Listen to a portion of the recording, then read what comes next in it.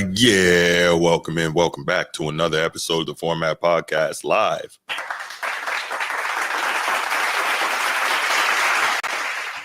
Wednesday night edition. What's going on? We got a pretty good show lined up for you guys tonight. Can't wait to share it with you. We're gonna take a few minutes here and see we get some people in, and then we'll go ahead and get it started.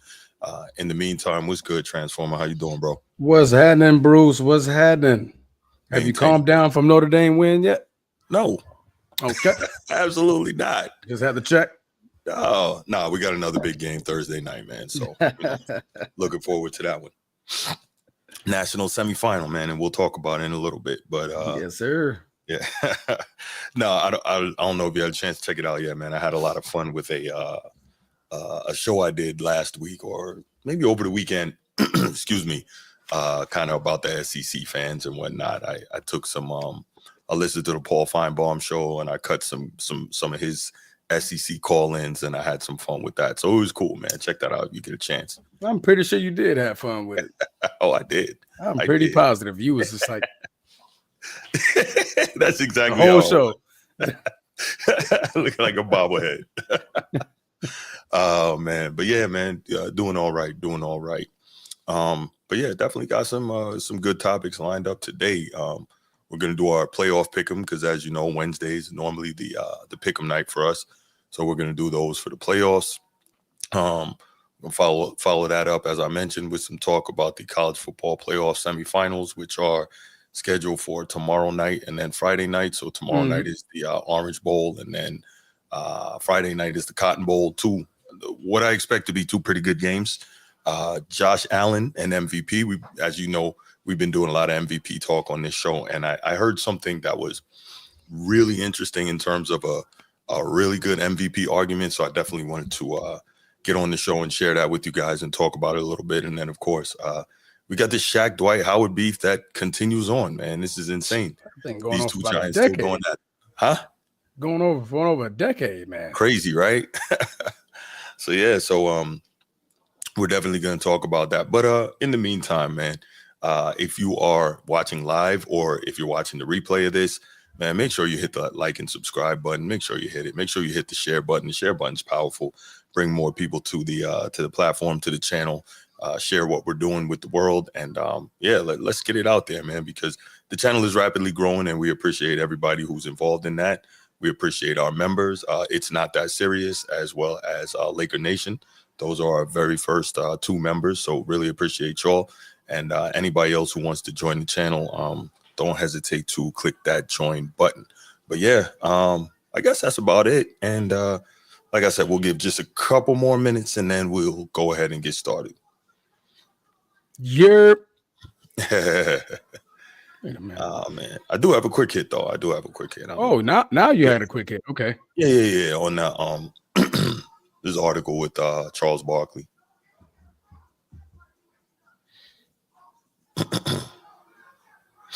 Oh, you're gonna wait a little minute to say it? Oh yeah. I was just saying we're gonna just take a couple more minutes, see if we got a couple more people come in the chat, and then we'll go ahead and get it started. Yeah. Tracking. I'm over here like, and go on. Right. So while we're waiting, real quick, I'm not gonna get into details, but man, did you hear this FS1 stuff craziness going on? That was going to be my quick hit, but then I thought of the direction of our podcast that I didn't want to bring that up. But yes, I know that. I've read almost all 42 pages. Oh, did you? Yeah, it's kind of crazy.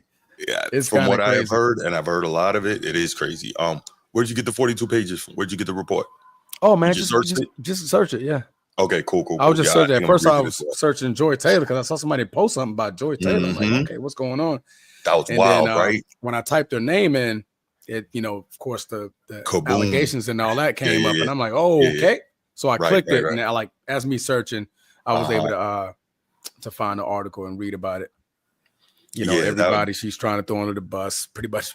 Yeah, FS1, but she's trying to throw under there. So that whole thing is crazy because I'll just say, I've heard Joy Taylor say some things which absolutely do not match up with the accusations against her in this complaint. So I'm just like, man,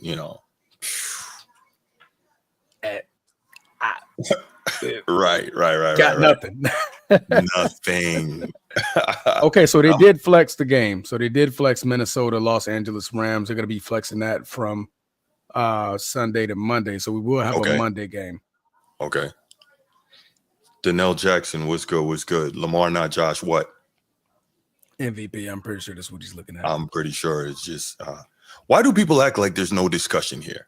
That's the crazy part, and we'll get to it. But why do people act like it's like there's no possible way that it could be anybody but Lamar? Nobody but Lamar. Nobody but Lamar. Nobody.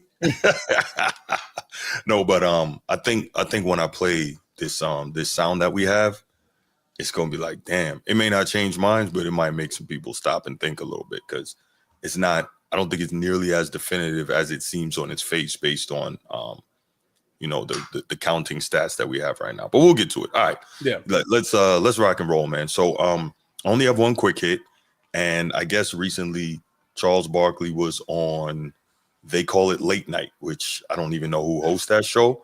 And of course he was asked, because he's an all-time great player. He's around the NBA constantly. And he was asked, who is the GOAT? And Ravens beat Bills. Lamar numbers are outstanding. Yes, Donnell Jackson. Focus. I'm focused, man. I'm focused. I was just responding to the comment. Yes, we know. I'm not going to get into that right now. We're good. So you stupid, man. Charles Barkley was asked who the GOAT is. And he said, it's a controversial debate. It's highly subjective. And he said basketball fans will never really get an answer. And I agree with that. First of all, I think it's a made up and contrived debate in the first place, as you all know. Mm-hmm. The guy that they're trying so much in vain to put up there, and the guy who's doing everything he can, not the right way, but he's trying to manipulate everything he can to get up there. Yeah, he's not even close. So it's a ridiculous discussion.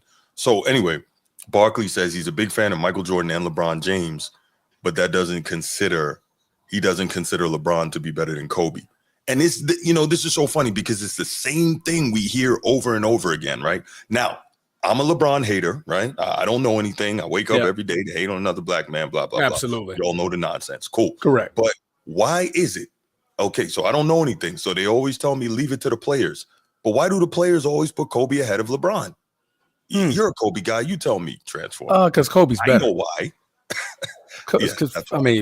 We don't need to go into another discussion here. No, Kobe's better, right? Right. Kobe's that guy. I would Black say Mamba, through the grave, can give anybody buckets. That's a corpse. He can give everybody buckets. The man is like the pinnacle of success in Laker Nation, right?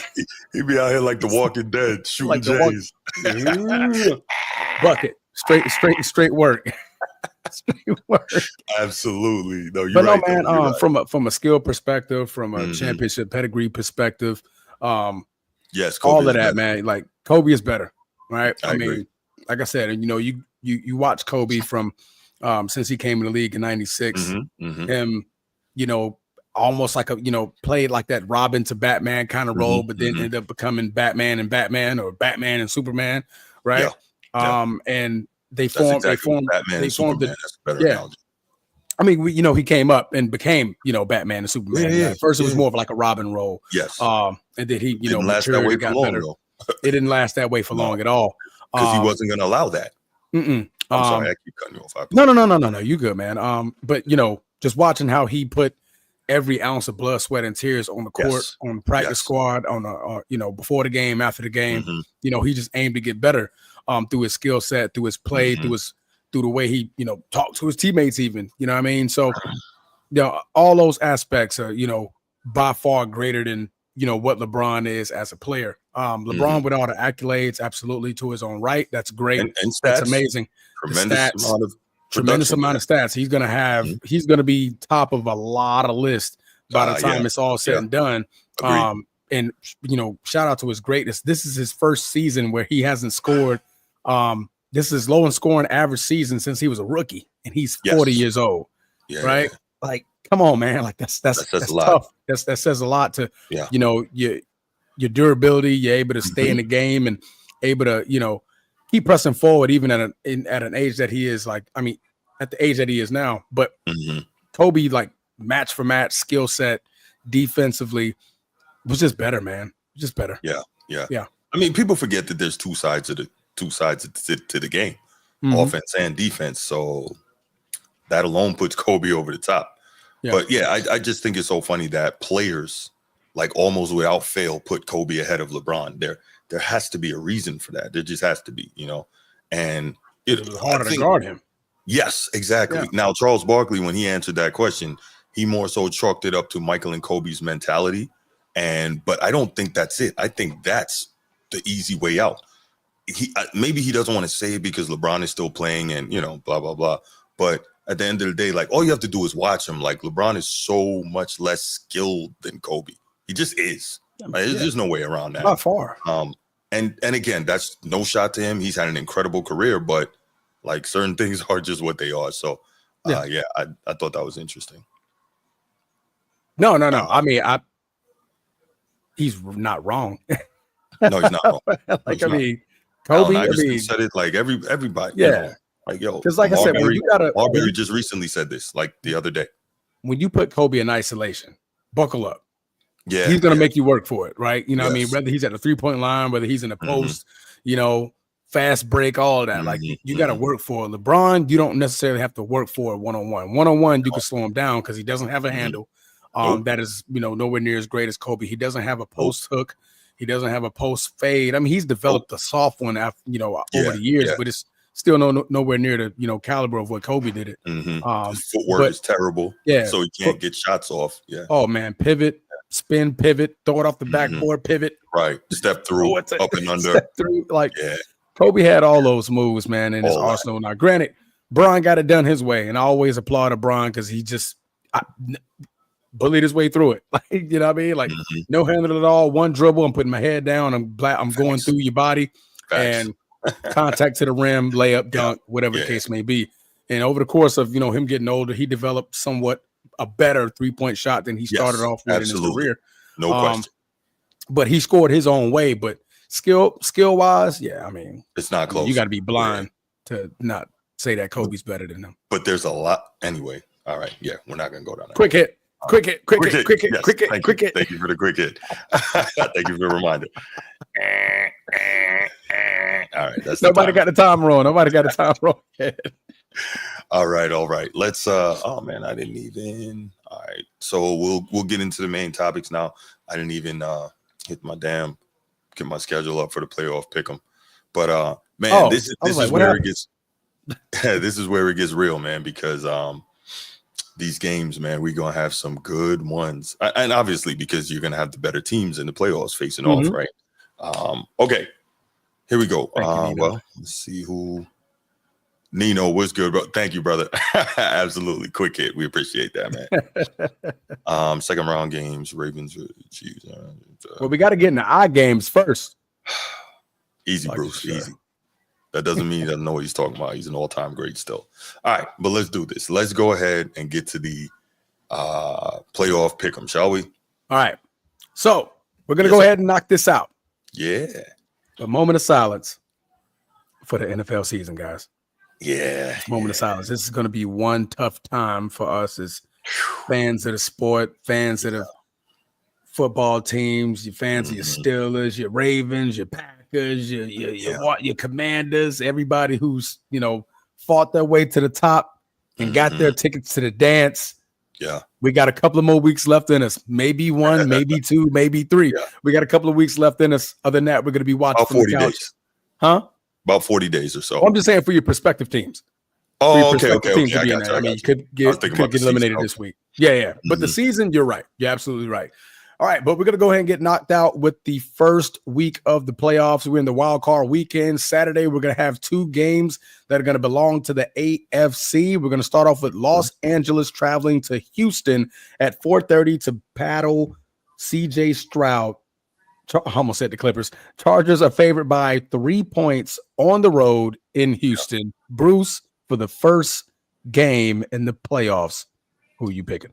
Chargers. Easy day. I was a fan of Houston coming into this season. Looks like they've clearly taken a step back. Not quite the same team. CJ Stroud, as good as he is and as much as he showed as a rookie, has clearly regressed a bit this season. Doesn't mean he won't still be great, but defensive coordinators get paid too. They watch the tape. And I think that that defense, man, I think this is the first time ever in franchise history that the Chargers have had the number one defense. And that's testament to the toughness and the mentality that John Harbaugh has brought. And of course, he brought his guy, Jesse Minter, with him, former Ravens defensive assistant. Yeah, he knows what he's doing. This is an outstanding defense. I think they are going to get after what's my man name? CJ Stroud. CJ Stroud. They're going to get after him. He's had a rough season with protection. And I don't think they get it done. I think the Chargers move on with a win. I agree. My perspective, man, I think the Chargers are going to win simply because of Ezekiel Elliott. You know what I mean? I forgot all about that. Because of that. No, I'm messing with you.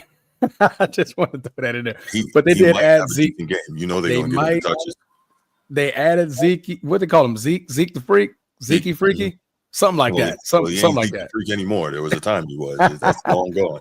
What it used to. They used to call him something get great. 50 or 60 rushing yards, so that'll help. But no, and Jim. This is Jim. Jim. There you go. Boy, I always get them mixed up. You do. You really do. I really get them mixed up. Jim Harbaugh, and the way he schemes up his teams are very, very run heavy. So I think Zeke is going to be a decent add, along with J.K. Dobbins, that's going to be back there. But looking at the Houston side of the football, it's just been all down the hill since like the middle of the season. They started off the season, they lost Nico Collins for a little bit. They got him back. They're like, yay, okay, we get our weapons back. Right. Then they lose Tank Dell to a tragic injury to his entire knee, essentially, which he's going to need about a year and a half to recover from. But it just hasn't looked the same. CJ Stroud, obviously, it's been a step slower this year in reading coverages and trying to get the ball to his guys. Defensively, they're not really holding as much as they need to give CJ more possessions, more time with the ball. So at that point, it kind of just screams Chargers to me. This game does. It screams Chargers. It screams that Houston literally got into the playoffs just because of their division, right? It's just one of those moments to where you're not in there because you're a great team. You're in there because, you won your division. You did your job, right? But I do think they go home in the first round. 5 is going to beat 4, which is going to, move on over to the next round. So, yeah, I got the Chargers in this one. I honestly, I think it could get ugly. Double-digit win, maybe. Ooh, so, okay. I think it could be a double-digit win for the Chargers, man. Who willing to bet that in the chat? Put your money up. No, I'm just messing with you. Man, I don't see a double-digit win, but I definitely see a win. But yeah, that's what we got. We both got the Chargers in the first game. Uh-oh. G's not on yet? Okay, thank God. All right. Pittsburgh travels to Baltimore. Yes, sir.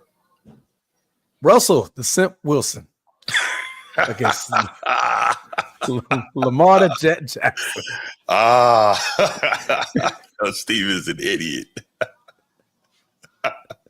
Russell Simpson. Russell Simpson. All right. Is going to be traveling to battle Lamar Jackson. Baltimore favored by 9.5, not 10 anymore, Eddie.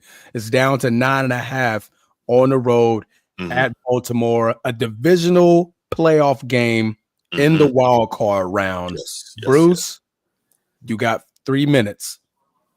Give me who you got. I don't need that, man. I don't need that. I got the Ravens, not easily, because that's always a chin strap game. It's going to be physical. It's going to be tough. Tomlin is going to have those guys as ready as he can have them. Can't count on George Pickens, and Russell Wilson has turned back into a pumpkin. Not that same guy he was when he first came off the bench. As long as Todd Monken there you go. remembers the recipe for victory, this shouldn't be too difficult. Yeah, I'm saying Derrick Henry has to get 25 carries. He has to. 25. That's what I need. 25 or more. And I think that's going to be just fine. Lamar Jackson never plays great against this team, and unfortunately, he never plays great in the playoffs. So there's that. But Baltimore will win this game, and the Steelers will go home, and we Raven flock will take great joy in sending them home. Nice. All right. I'm not mad at that answer. I got Pittsburgh. What? I got Pittsburgh to lose by 3. You have me. I wanted to give my boys hope in the chat, man. I wanted to give them hope.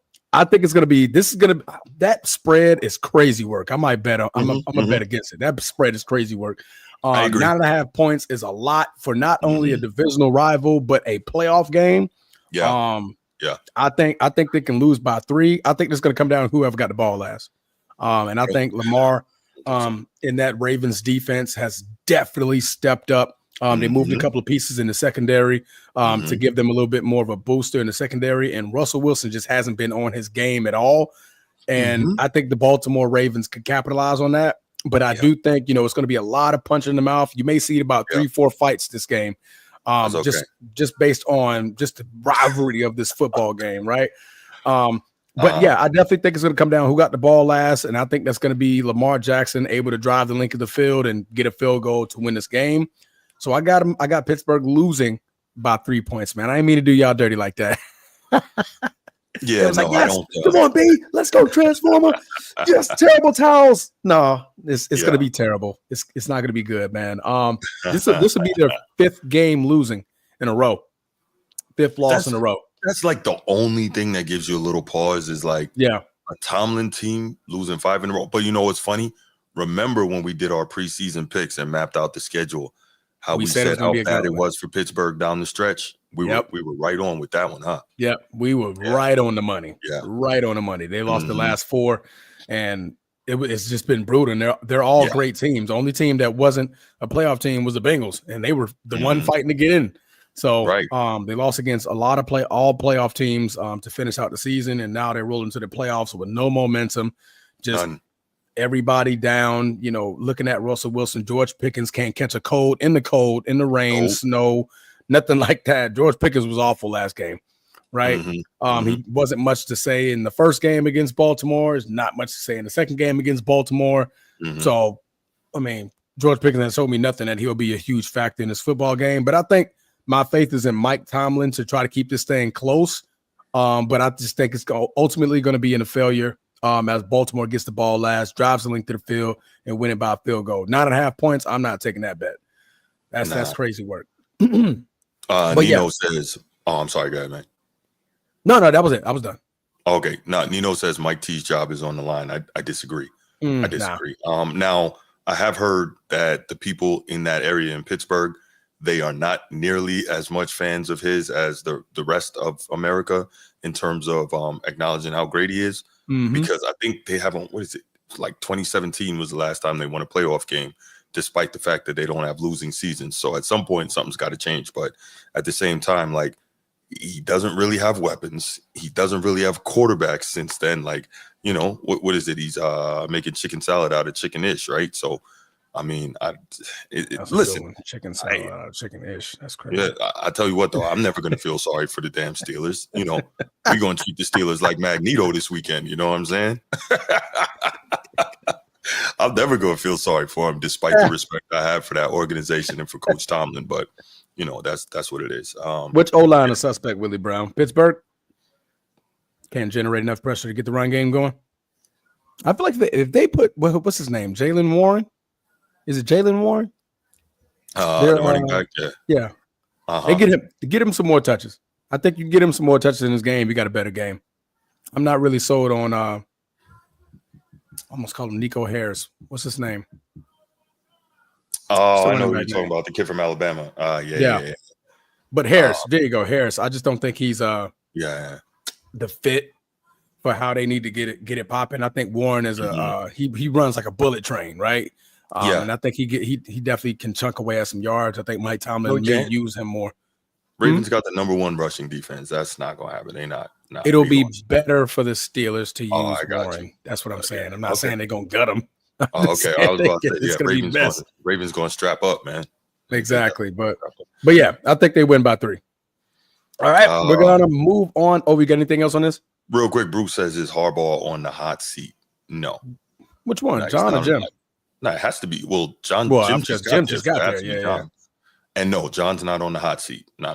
He's not. If he loses this game, it won't be good, but he's not on the hot seat. He'll at least get another year. He won't get fired. Nah. That would be tough. Mm-hmm. Listen, when you're a champion, that buys you a lot of leeway. A lot of leeway. It's a lot of champions that got up out of there, brother. Yeah, but it makes your rope a lot longer. You know what I'm saying?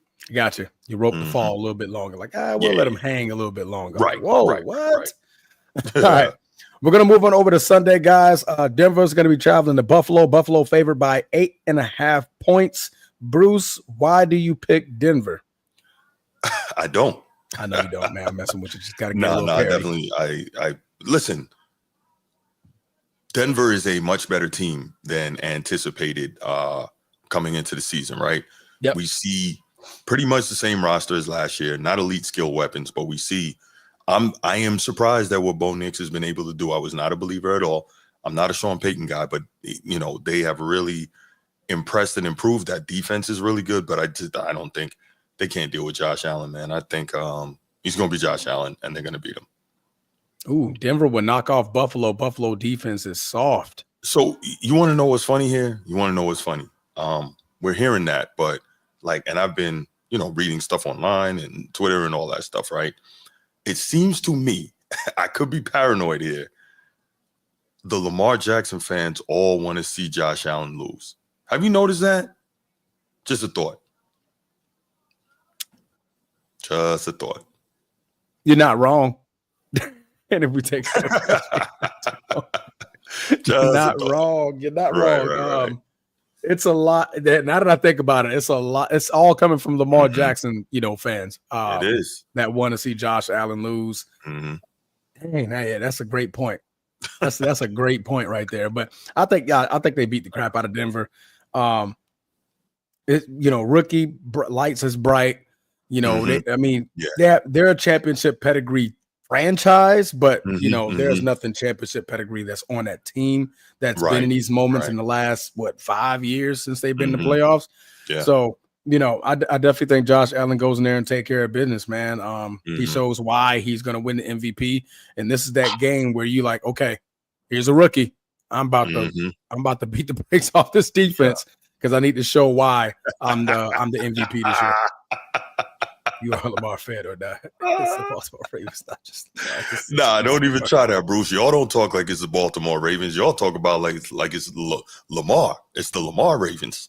It's Lamar and the Temptations. Oh man, Lamar I am a Baltimore Ravens fan, and that includes Lamar, Bruce. Yes, I'm a Baltimore Ravens fan. But I just try to be objective about it. I know he's gonna turn this into a Ravens show. Yeah, all right, yeah. We're gonna move on over. We have. No, you shouldn't cheer for the opposition. All right, but next, here we go. You know what? Real talk. These are some really good freaking games, but this is a real good one. Green Bay. Yeah. Travels. Yes. To the city of brotherly love? That's it. City of brotherly love. Yeah. Philadelphia at 4:30 p.m. Sunday. Right in the midst of the afternoon, Philadelphia disrespectfully favored by 4.5. That's a good spread, especially with Jordan Love's injury as a question mark of probability. Christian Watson too, right?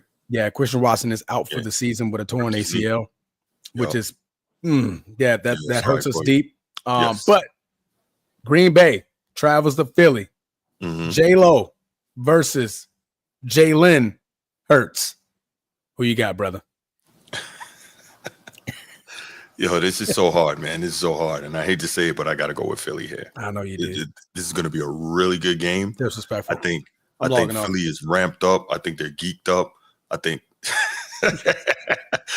Saquon is pissed coming off of getting robbed for an opportunity to get the record. I think well, you know what though? What's the status of Jalen Hurts? Is anybody talking about this? He's apparently I'm reading that he's good. They're just caution.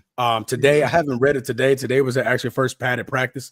But he was still in the protocol. He was yet to clear it, but today is their first practice. He's been doing walkthroughs. So He should be. I mean, he's going to play. I don't think they're going to risk that. He's been out for 2 weeks now. He's going to play. Yeah. But it's funny because when they're asking Sirianni about his status, he's acting like he can't tell anything. So that makes me concerned about whether or not that's going to be that makes me concerned about whether or not that's going to be an issue going forward. Yeah, I think they're just milking it. Me personally, that's what I think. I think they're milking it a little bit. But yeah, you got Philly. I mean, who am I to say that I'll pick anybody other than Green Bay, right? Right. The ways we can win this football game, you got to take the ball out of Jordan Love's hands. I'm sorry. We pay him $55 million. I don't care. Play through Josh Jacobs. Yeah. And make your life easier. You didn't bring him there for no reason. You're going to have to play through Josh Jacobs the entirety of the football game. 25. I'm talking 25, almost eclipsing 30 to get that team on their heels, make the play action work. Stop with these back-to-back deep throws. Christian Watson ain't there. I think we're leading the league in drops. I want to look at that. I know we have a lot of drops this year, but we're one of the league leaders in NFL drops. Stop doing it. Stop doing it down there. All right. Use your play action. Use your check downs. Use Tucker Kraft, one of the up and coming greatest tight ends in the game. Use your weapons. Don't rely on J-Lo on first and second down trying to throw the football, and Josh Jacobs is right there. Run the football. That's what Philly's going to do. Philly's going to run the football. We got to match them. All right. If we can match them, keep this close, bring it down to the wire, we can make it happen. We can upset the Philadelphia Eagles. We've been in this situation last year. Granted, it's the Dallas Cowgirls boys, excuse me. But we caught them slipping. We caught them with their hands in their pocket, and we snuffed them. Right?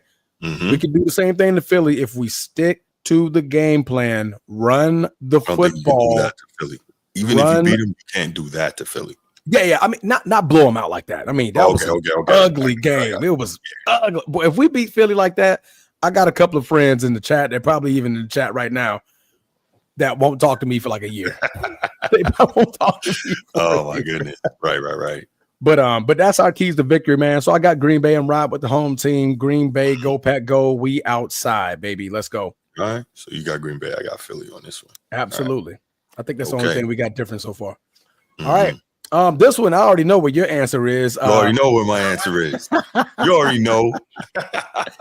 The future rookie of the year, Jaden Daniels, is going to be traveling to Tampa Bay, Florida to play Baker, touchdown maker. Yeah.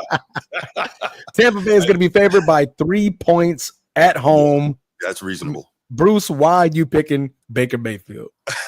No, I think Baker's on a heater right now. I think probably the only quarterbacks in the league that are hotter than him right now are, of course, Lamar Jackson. And, Joe Burrow's not hotter than anything now. But, finishing out the season with Lamar Jackson and Joe Burrow, man, the way Baker is playing, he's out of his freaking mind. And on top of that, you see Mike Evans just got his 10th straight 1,000-yard season to start a career. He's Hall of Fame bound. He's going to be in Canton. The only other person to do that was the one that sits at the top, and that's Jerry Rice. There you go. So he's in the Hall of Fame. Right. Elite company, to say the least. On top of that, so you have that. You have the rookie Bucky Irvin, who's doing his thing on the ground. You have the rookie third receiver, Jalen McMillan, who's actually number 2 receiver now that with Chris Godwin out. But Jalen McMillan, he and Baker have developed a rapport. As long as Baker don't turn the ball over, which he's been doing a decent job of as of late, I think Tampa Bay is going to win this game. And I'm looking at this thing, right? Here's a bigger thing. Even less on Baker, as well as Jaden Daniels has played. We know Todd Bowles is an outstanding defensive coordinator. I think he's going to have something cooked up to confuse the young kid in the playoffs. That's what I think. That doesn't mean he's not good. That doesn't mean he's not really good. I just feel like he's going to see some things he hasn't seen before, and he may not know what to do with it, and it may result in some turnovers. And what happens when you turn the ball over. I think with I think with Tampa Bay's ability to run the football, with their defensive coaching, and they play good defense, and then their ability to throw it through the air. I would be very surprised if they lost this game to Washington. Yeah. I agree. I agree with everything you said. From the defensive side, Todd Bowles, I think, is the key factor in this football game. Yeah, man. Todd Bowles is going to be the key factor in drawing up the defense to throw Jaden off for a quarter. And I think when you do that, that's when Baker Mayfield and Mike Evans and them boys can capitalize, get a lead to make this a chase down game by a rookie in the first round of the playoffs. And then Todd Bowles can tell his defense one thing: peel your ears back, don't let him get nothing. Nothing cheap, nothing deep. Keep that spy on the court on Jaden Daniels at all times, and we're going to win this football game. Like I said, everything's been clicking for Tampa Bay. Baker is looking like well deserved of that contract. Yeah, man. And really playing good football. Just literally just tossing bombs, man. He's literally tossing bombs, man. But nighttime game in Florida at home. Baker's that type. When the lights are like that, he shows up. He shows up in those type of games. Now, granted, Jaden Daniels does show up in his own right in games, and he has all season. But at home, Baker Mayfield, Todd Bowles, Tampa, Florida. Oh man, it's gonna be live. I may. How many days I got? What's that? Thursday, Friday, Saturday, Sunday. I got 4. I may ride down there, man. Yeah, I may ride down there. If you do that, you might need to hit me up, man. You might need to hit me up. That might be kind of cool. Might take a little trip down there, man. And be like, I just check out Baker touchdown maker in person. You need to hit me if you decide to do that, man. Real yes, talk. Sir. Yes, sir. Yes, cool. Sir. Yeah. Yes, sir. I'm just looking at Tampa Bay's leaders statistically. Baker 4,500 passing yards, career high. Bucky Irving as a rookie 1,122 rushing yards, real good rookie year. Mike Evans, another 1,000 yard season, 1,004 receiving yards, and that's missing time with injury. Levante David 122 tackles. Like these guys got playmakers all over the place. Correct. I think that and don't get me wrong, this is not to denigrate Washington in any way, man. I think they've had a really good season. Yeah. I think they look at this season. Win or lose, they're like, man, we had a great season, right? Rookie quarterback. Expected. Yeah, absolutely. They got a bright future, man. Washington is going to be a problem for 10 years. It appears that way. Yeah, they're going to be a problem, man. But I do think this is where Baker shines, man. He did it last year against Philly, when they knocked off Philly in the first round. And now that they get to take out another NFC. What the NFC South? No, the NFC. Yes, NFC South. Yeah, NFC South. Another NFC South opponent in Washington, right? So. No, that's NFC East. That's the East. South is. Oh, you're talking about Washington. I thought you were talking about Washington. Take out another NFC East opponent, in back-to-back years, man. So I think Baker is the one to get it done, man. I really do. Yep. All right. Last game, Monday night, the flex game that is now Minnesota going to be traveling to Los Angeles in the SoFi Stadium. Minnesota is favored by 1 point. Who do you got, brother? You know what? I am not going chalk here. I am going with the Rams to pull the upset. Okay, you do? Okay. I like that. Yeah. I like that. No, I think obviously you got Matt Stafford, who's a champion, a veteran, guy who's probably going to go into the Hall of Fame. Based on the last thing we saw from Sam Darnold. I don't know. Detroit showed a big flaw. They showed a blueprint. Yeah. They showed a blueprint on how to slow down Sam Darnold. Yeah, they did. But go ahead. Yeah. No, I was going to say the Rams have a better defense than people think. They can run the football. Kyron the Siren, go Irish. So hopefully we'll be celebrating a berth in the national championship game, and then Kyron will do his thing. We'll get to that later with the college football playoff semifinals topic. But no, in all seriousness, I like the Rams. They are well coached. It's going to be interesting, though, because obviously both of them run the same scheme. They're going to have pretty much the same verbiage, so they're going to know the plays each other is calling, except for, if each coach has put in some wrinkles. But McDonald is a McVay guy, ain't he? Yeah, he comes from the McVay tree. That's part of the reason that Darnold is having so much success, because they all kind of run that similar scheme. I mean, Darnold, I think he was with the Niners last year, right? I believe so. But all those guys were on the same staff in Washington, so yeah. Mm-hmm. But yeah, I'm gonna go with the Rams here to pull this upset, man. I don't believe. No, I fully agree. The game that we just saw Detroit have, and that's just with one of their weapons coming back and a running back. They even lost another cornerback mid-game, but they showed you throw some buzz at Darnold, get him off of that spot. Trust that your guys on the back end can play man and hold it down for I'm gonna say Jamar Chase, Justin Jefferson, in that secondary, and we can rattle Darnold. Yes, Darnold has a lot of pressure on him right now. Darnold's not only playing to win, he's also playing to get paid, right? And when you're doing that, that's a lot to think about while you're setting back and you only got 2.5 seconds to really get that ball out of your hands. Right. Jared Verse, I think he's going to be the defensive rookie of the year, maybe. Probably. So, go Florida State, but you got Braden Fist out there on that defensive line. They got some bros that can literally generate pressure on that for that Vikings offensive line. So I think they can definitely rattle them. They're at home, they're in SoFi, and you have a championship pedigree quarterback with his weapons with him, right? Cooper Kupp hasn't been much this year, but boy, Puka Nacua is a problem. He can match Justin Jefferson blow for blow if it came down to it, play for play.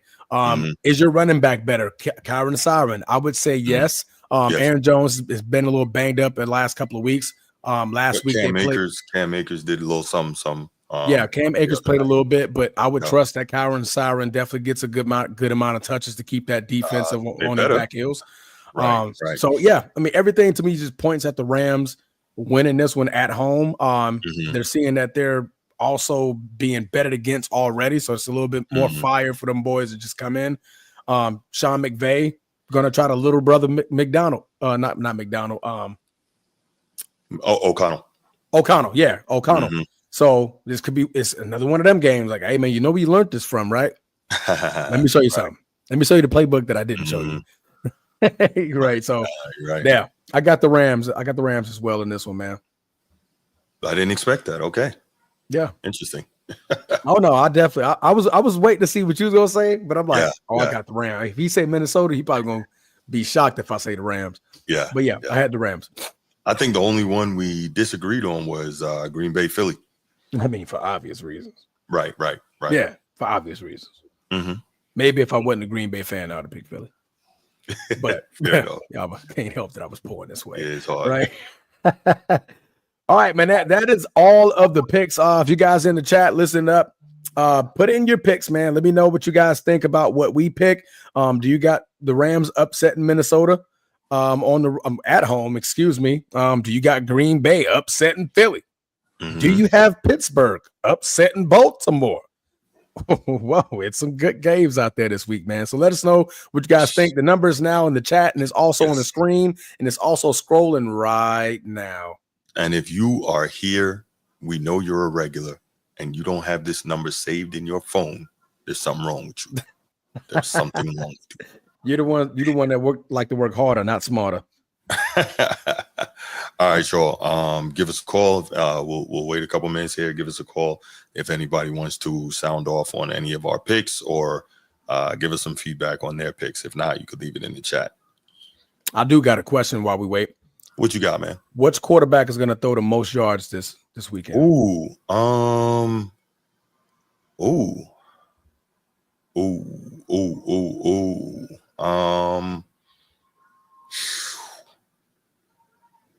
I am going to go with Baker. I had Baker. Okay, good. Yeah, man. Okay, you gotta. Okay, this is a good one. Which running back going to have the most rushing yards? Let's see. It will be.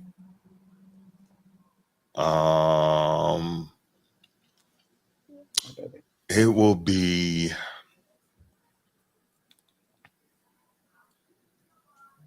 That's tough. It will be. Trying to let the chat know who I got real quick. So they won't think I'm copying you. Saquon. You think Saquon? Yeah, I think it's Saquon. I got Derrick Henry. I think Todd Bowles is going to impress me this weekend. Todd Bowles, Jesus Christ. Todd Monken is going to impress me by giving that man about 20 to 25 carries. Oh, I hope he does.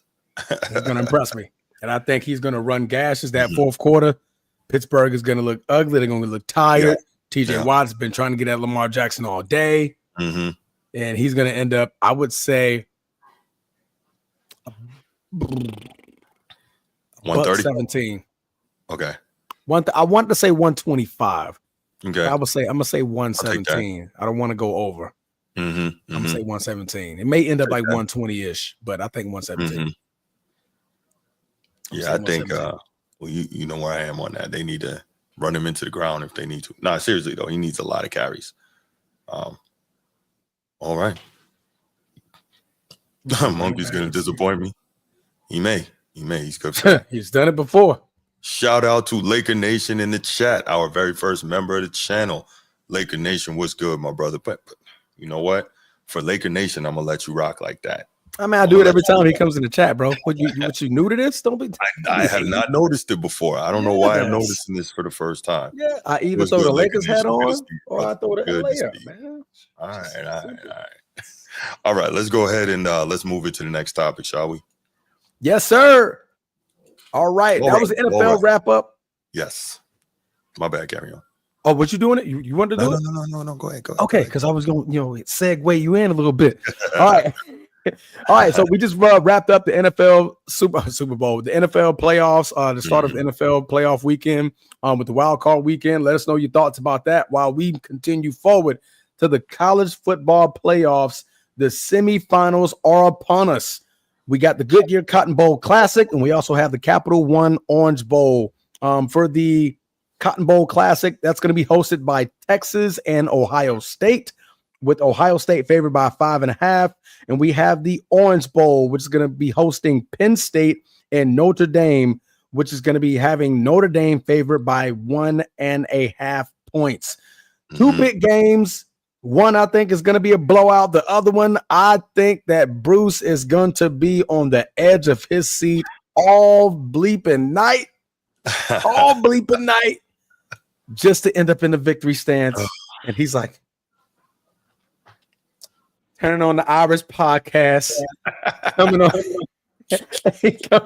the show nonstop about the holy ground and the heavens and the gracious ground of Notre Dame and the spirits and the gods and the demigods and Goku and Kakarot from the Super Saiyans on down to the Namekians. Like, it's gonna get crazy.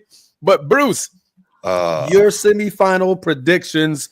We're gonna start off. We're gonna save Notre Dame real quick. We know where you want to go with that one, right? Okay. I mean, Texas. You don't know where I want to go with that one. You don't know. Well, you did pick Georgia last time, so you're not wrong. I did. All right. Yeah. So Texas at number 5 is going to be battling Ohio State. We just saw Ohio State put the brakes on Oregon, 41-21, put foots in them. But we just saw Texas barely get by Scatterboo and Arizona State, right. in the double overtime win. So, what are your thoughts on this Texas and Ohio State game? So, a lot of people think that Ohio State is without question the best team left in the field, and when they play to their capability, they are. But again, we're dealing with, what is this, the whole 18 to 22-year-old kids thing, and trying to get them up to play to that level every week, and this game is going to be a lot closer than people think, because I think Texas has a ton of weapons themselves. They have a top 5 ranked defense also. They can run the football. They can throw the football. I think the key is going to be protection for Quinn Ewers, as it is for most games, right? If you could protect the quarterback, keep him upright, you got a good chance. Texas, their offensive line is massive. Just a bunch of mammoths up front. Excuse me. So they may be able to protect, but if they can do that, they stand a very good chance. But even though Texas has a really elite, really good secondary and just a really good defense overall, man, I don't know.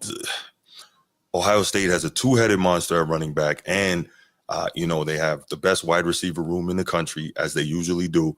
And man, that freshman, that kid, Jeremiah Smith, Holy cow, that kid is an absolute monster. I have Ohio State winning. I have them covering, but winning by single digits. But this game is going to be better than people think. 9. They're not right. They're not going to blow Texas out.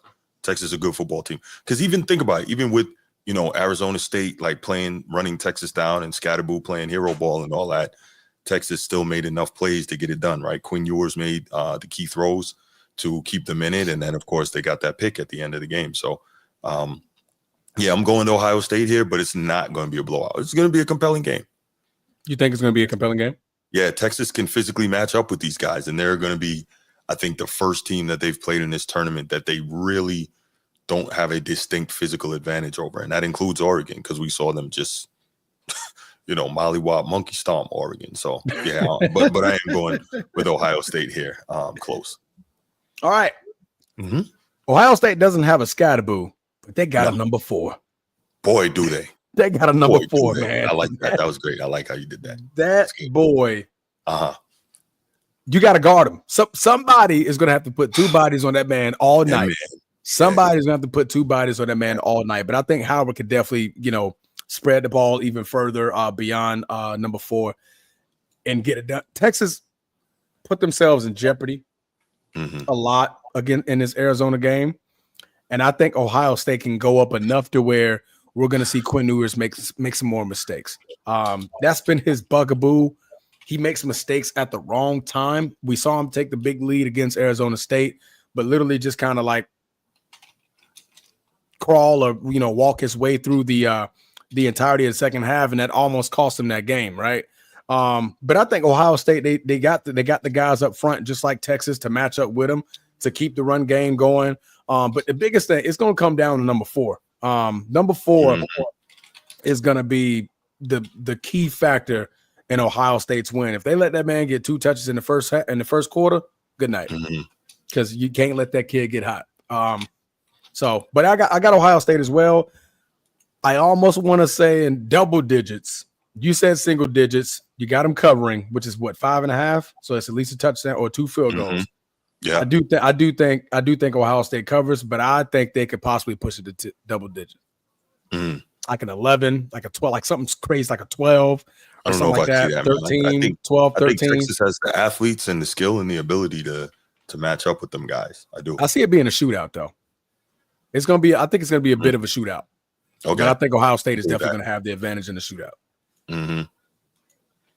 What's going on, G? I'm mad at that. My man, I see you got the hat today. It's that time, huh? Hey, man, I gotta. It's the witching hour. It's the witching hour right here, man. This, yeah. I know, man. Listen, I'm sorry I'm late, gents. Life be lifing. Man, it's hard to fit in this country right now, bro. I gotta tell you, it's hard. It's difficult. Fair enough. Yeah, it's hard to fit in this country. All this, anyway. I digress. Just like that. Oh man, happy to see y'all, man. Salam, Steve. What's going on, my brother? How are you? Good to see you. Yeah, peace to the chat. Peace and blessings. He comes in with this right into the hallowed ground of the Format Podcast, the hallowed ground of the Notre Dame broadcaster. Golden. Yo, you know what I was thinking, right? I was thinking if we win the national championship, I'm gonna put together a video and do a voiceover and all that. I'm gonna do it, man. That's going to be for what? Oh, for the hollow ground. If we win the national championship, Baritone Bruce, as they call him, AKA Barry White.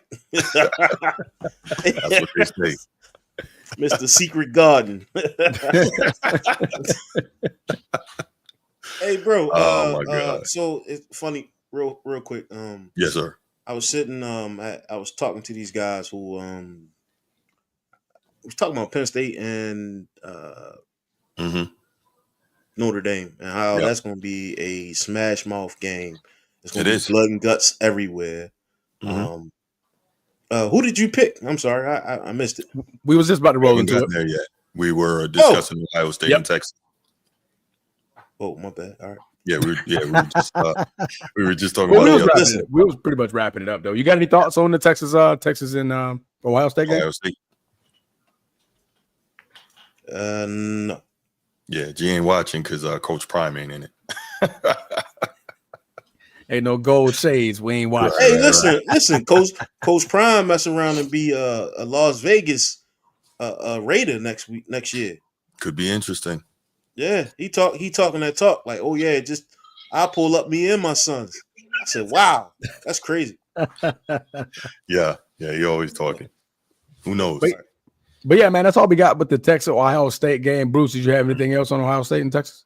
Nah, man, I didn't. All right. Like I said, I had Ohio State winning and covering. Easy day. Well, we're gonna move on over to the hallowed Mount Blessed, the grass that turns green, but then a different shade of green because it's so hollowed that the hollowed green is a new color that shows up in the box of Crayola pens and pencils and stuff. You need help, man. You need help.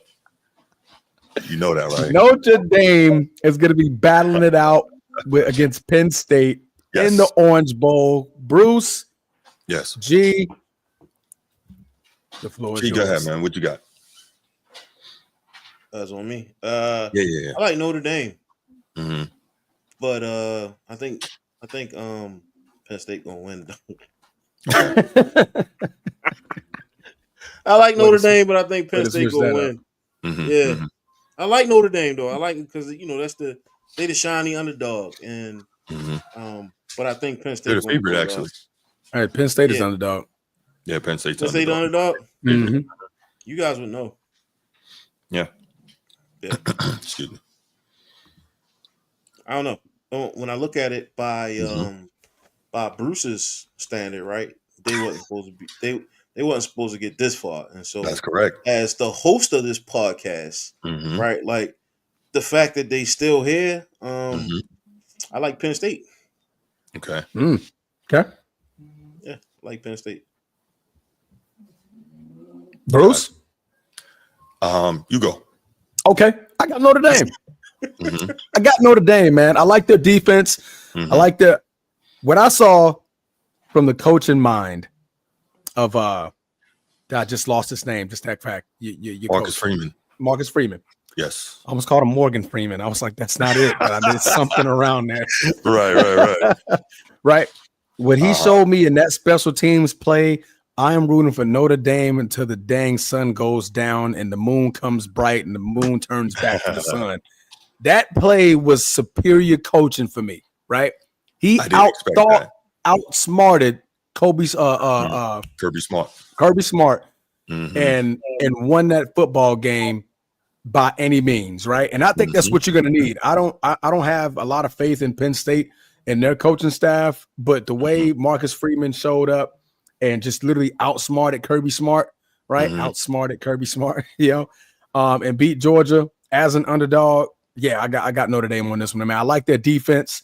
I like the way they can commit to the run, even though Georgia was a very, very great run defensive team. They still attacked. They still ran the ball. Yeah. They were definitely in the trenches.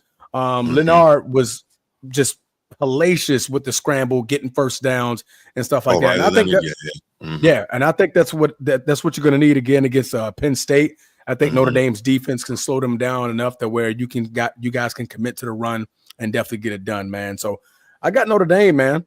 Go Irish, bro. Let's get it, man. Go Irish. Go Irish. Did we hear that enough on this show? Go Irish. Go Irish. We do. So, all right. So looking at this objectively, right? Playing this team is like a mirror image of Notre Dame.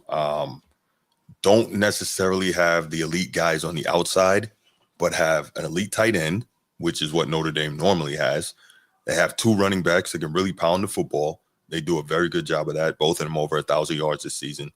They have a quarterback that's solid, but not elite, just like we do, just like Notre Dame does. A really high-end, fast, physical defense, just like Notre Dame does. So it's really like looking in the mirror and playing yourself in a lot of ways. Now, number 44, tight end Tyler Warren, he's 6'6", 261. He's fast. He's got great hands. He's the Mackey Award winner for best tight end in college football this year. It's going to be a key to see the matchup between what Al Golden does with him and All-American safety Xavier Watts. Yeah, we pumping out safeties now. Well, I guess we have been, right? Well, I'm not going to go into it, but we got some guys in the league, one of which, Kyle Hamilton, go Irish. Anyway, but no, Xavier Watts actually leads the nation in interceptions over the last 2 years with 13. And so if you can get pressure, like we always talk about, get pressure on the quarterback, right? Drew Aller has a very good chance of throwing you one. Don Schuler is our best cover safety. He's going to have an opportunity to probably cover Tyler Warren when he gets out into the seam.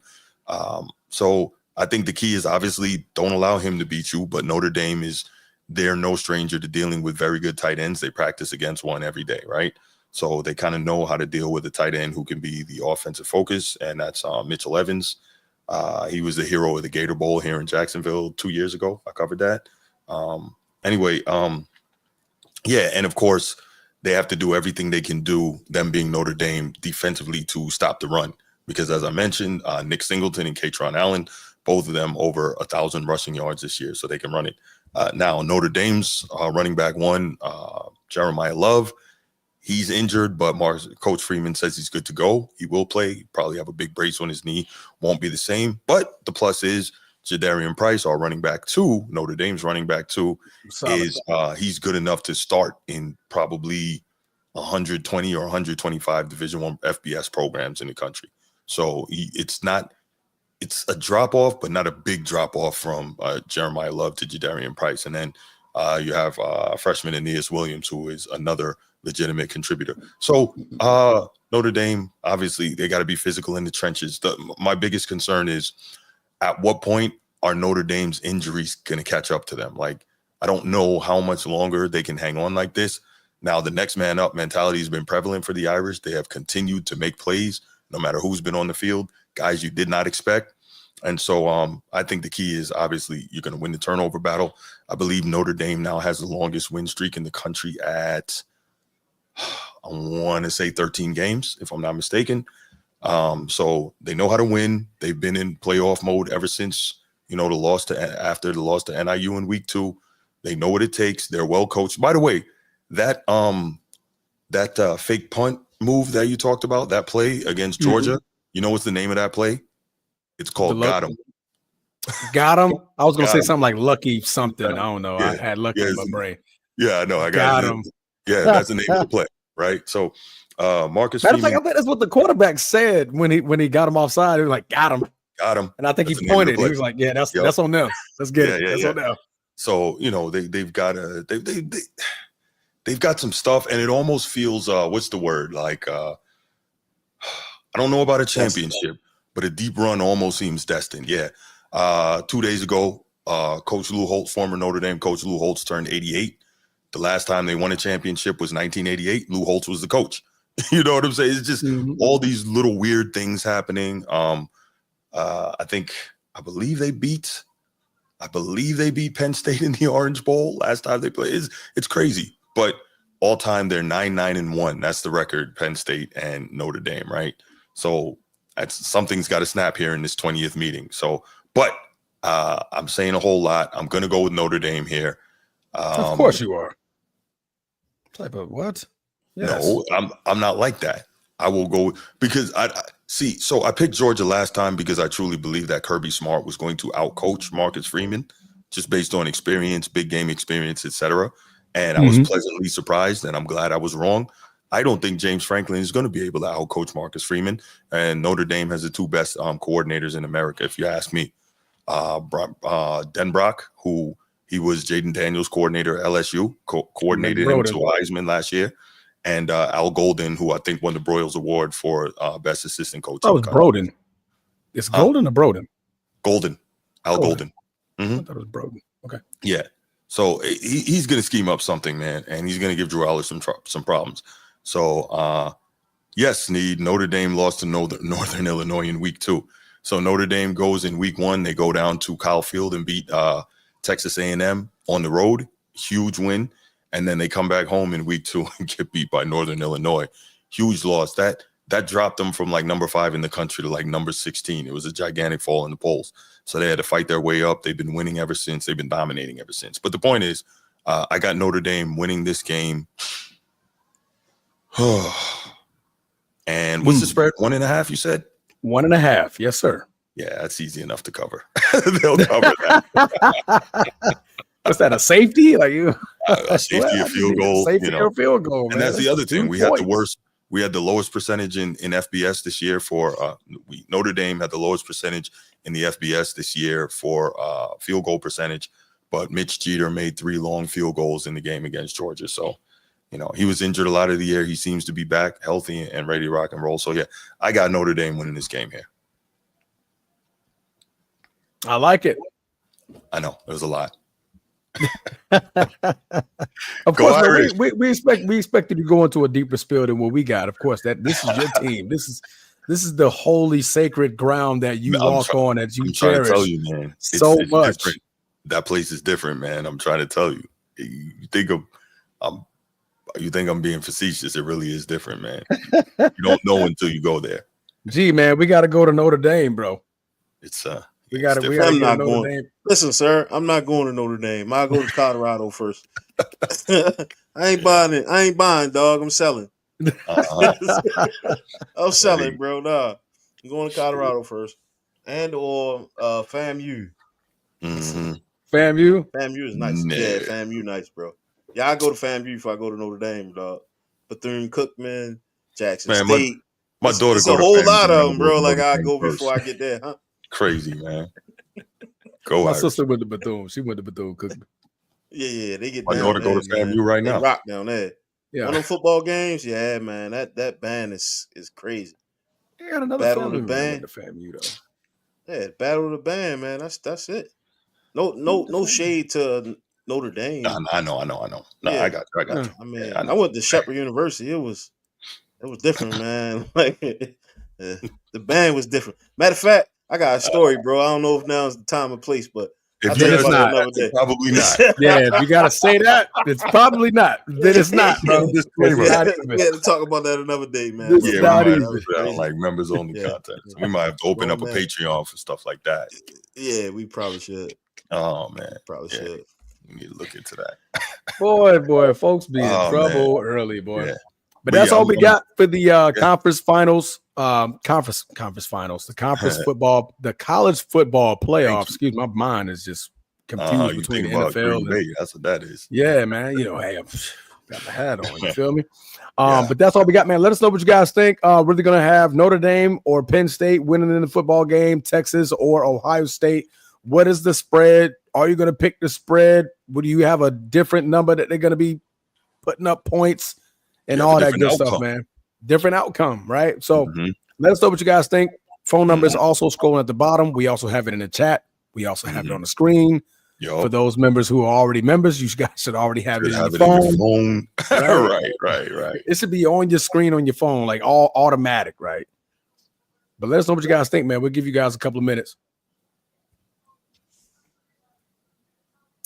Yeah,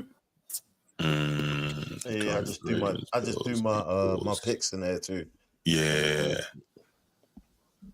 Gino picks the Chargers, Ravens, Bills, Eagles, Vikings, Commanders. Oh, okay. I chose the Rams and the Bucks. Yeah, that was the only differences that we got. Rams and Bucks was hard, man. That Bucks Commanders game. That's gonna come down to the wire, man. Yeah, that was my heart, not my mind type thing. But you never know, bro. I think Todd Bowles going to scheme up some defense, and Jaden Daniels not going to know what to do. Well, I don't think it's enough tape. I don't think it's enough tape for him. Enough tape for Jaden? You got a whole year now. Yeah, but I mean, you gotta realize he just threw 5 touchdowns, and so like I'm not too sure about that Buccaneers defense, man. They high scoring, and it's gonna come down. It's gonna come down to the last play. Whoever has the ball last, that's what's gonna come down to it. And if it is Baker, it's curtains, dog. It's lights out. It's lights out if it's Baker. So we'll see, man. Touchdown maker. Baker, touchdown maker. Yeah, no matter how. Listen, I've been trying to count this dude out since he began. Here go Bruce. All right, let's see what we got. Let's take this. Hold that thought, G. Bruce, what up? I'm gonna make it quick. Thank you, sir. Hey, I want to ask what's going on with y'all fellas. Who's the it guy in the Final Four? It's like this, I'm excited that the playoffs is happening in the college, but like, who's the it guy that make, you know what I'm saying? Who's the superstar in this Final Four that make it more, you know what I'm saying, that make it more attractable for a person who's not into college football? Who's that one person in this Final Four that make casual fan like, I'm gonna watch this? Jeremiah Smith, number 4 for Ohio State. Yeah. Absolutely. Yes. That's a bad man. Ooh. Yeah. Yeah. The Notre Dame. He's a freshman. I think that's going to be the most exciting game. Texas Ohio State game will be the most exciting game. I think you're probably right. Yeah, I agree. Yeah, because both games going to be exciting, but usually when you're in college football, it'll be a stud that stands out, like 2 or 3 studs that is a must watch. You understand what I'm saying? But the Penn State Notre Dame game going to be pretty. It's going to be a pretty like a slug. It's going to be more of a defensive game. I feel like the Ohio State Texas game going to be the more explosive game. You get what I'm saying? Absolutely. No, I don't think there's any question about that. I think you're 100% right on that. So Jeremiah Smith is the guy to watch. Yes, sir. Yeah, that was a dog, man. Number 4. I won't even say his name. I just say number 4. You saw he did to Oregon? Oh gosh. What you have, like 7 for $170 or something like that? $180, I believe. Killed him. I mean, that dude. You know what was the crazy thing, Bruce, I say about Jeremiah Smith, and it's kind of similar to like Cam Scatterbull. Before the game, he said, listen, if y'all gonna guard me one-on-one, it's curtains. He ain't saying those exact words, but he called his shot against one of the best teams in the country, best defenses, excuse me, and he went out there and cooked them.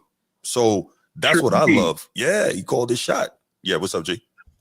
But you remember time stuff over my face. Always like 3 or 4 studs that you anticipated seeing in that Final Four. You know, it's not. I don't think it's like this year. It's not. But don't get me wrong.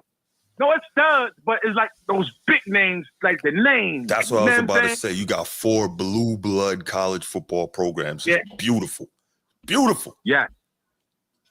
And only one is from the SEC. It's fantastic. Well, Notre Dame is loaded with NFL prospects on that team, as well as Penn State. But Notre Dame, they got guys coming off I ain't no Ryan Clark Sutton paid for Notre Dame. He's pretty good. Yeah, he transferred from Arizona State. He got announced that last game. Defense that's supposed to be going like first 2 rounds. They talked about. Yeah, they got some guys. But it's tough, man. The injuries. All-American corner Benjamin Watson. He's a first or second rounder, but he was hurt. He had a hip injury. He's been out like half the year now. Defensive tackle Riley Mills, defensive tackle Howard Cross III, freaking Xavier Watts, All-American safety, leads the country in picks over the last 2 years. I mean, they got some talent, man. That's the light-skinned kid with the dreads, ain't it? Yeah. That kid's tough. He you know why he's got hands like that? He was a wide receiver. That makes sense. He got converted. That's why he's got hands like that. That man's tough. He's tough. He's gonna be a problem in the league. He's gonna take it from you. My prediction for the final was Notre Dame, Ohio State. Oof. God. That's going to be a great game, though. That will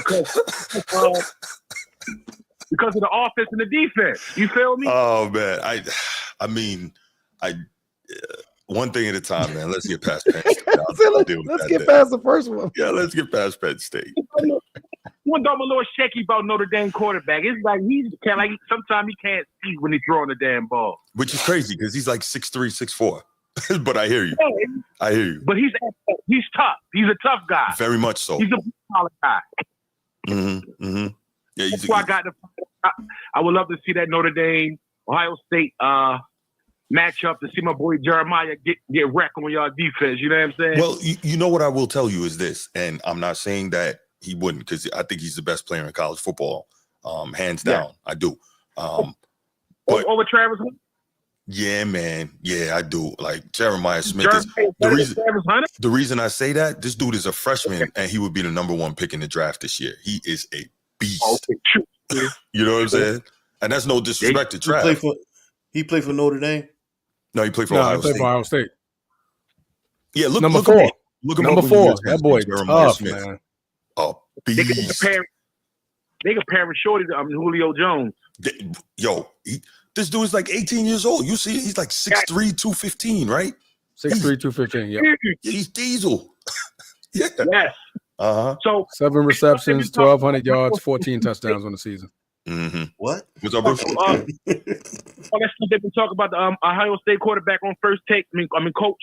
Talk about his they've been criticizing him for not getting it done for all the talent that he had the past couple of years. And so we shall see. Mm-hmm. Because he's been having studs. But I'll call it on the next one, fella. Hey, appreciate the call, Bruce. Thank you, brother. Hey, Shoulder. Yeah, man. Yeah, good call from Bruce as always. Appreciate that. So, man. Yeah. Whew. I don't even want to think about that. Let's get past Penn State. I know, right? I'm over here looking at.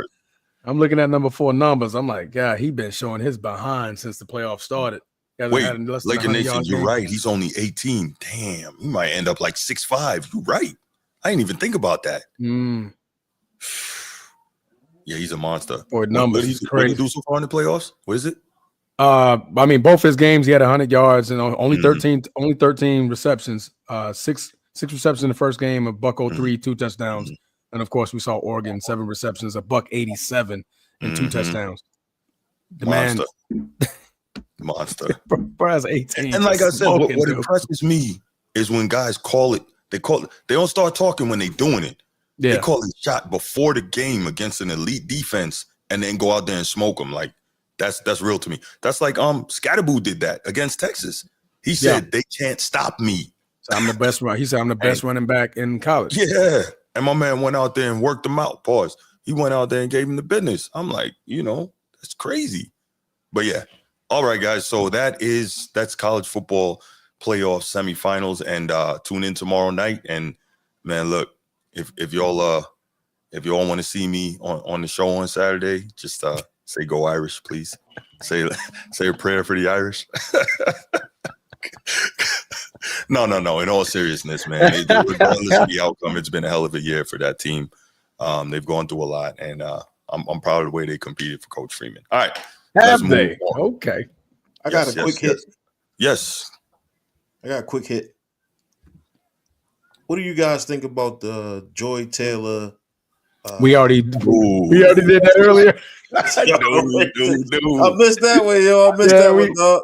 We did not discuss it. We said that we need a Patreon to talk about that. Yeah. Yeah, we ain't doing that. Hey, that's man, chop it up, bro. Hey, I'm a coward, man. Okay, I ain't bothering you. I ain't gonna mess with you. I never heard you say that. Yeah.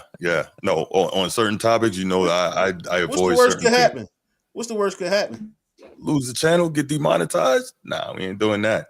No. It's about 15,000. They would have to demonetize 15,000 channels, dog. And they got 15,000 workers that are going to delete all them joints. You think so? Yeah. It would be the Format Podcast that they use AI to pick up keywords. That's all they got to do. The AI machine is going to pick up keywords. 1.5 mil, and then everybody done, huh? 1.5 mil to get him. 1.5 mil. That CPN is crazy. Why do you do that? Why? The CPN is crazy, yo. 1.5 mil as a CPN. Right? Oh man. Oh man. All right, I'm gonna move right along. Get Dreamers Pro to moderate that topic. But look, notice even Dreamers Pro said that he talked about it, but he said if you want my full unadulterated thoughts about it, you gotta go to the Dreamers Pro community, and I think that's on Patreon. I'm sorry, Edward. I didn't answer your question. If it was NFL and NBA, who would I pick for? So wait, you want me to pick MVPs in both? Is that what we're saying? No, he's saying who would you choose? Because the first one he said, would you choose the NBA or the NFL? Like if you had an MVP vote, what would you choose, NFL or NBA? Oh, NFL. Just a better product. NFL, definitely. If I could be a beat writer, NFL. Given the choice, NFL, NBA, it's NFL easily. Yeah. If it could be a male cheerleader, it'll be NFL too. What? No, you just picking NFL. I was just throwing jobs out there that you would probably fit in great with. But I said beat writer. Oh, I was just okay. I said if I would be a beat writer, man. Okay. All right, moving on. You think Joy Taylor is a beat writer? No, she absolutely is not a beat writer. I'm gonna get beat. Hey, chill. It's gonna be a beat, all right. Stop. All right, bro, chill. A beat right at 1.5. Oh, man. I suppose the correct response would have been ask Acho.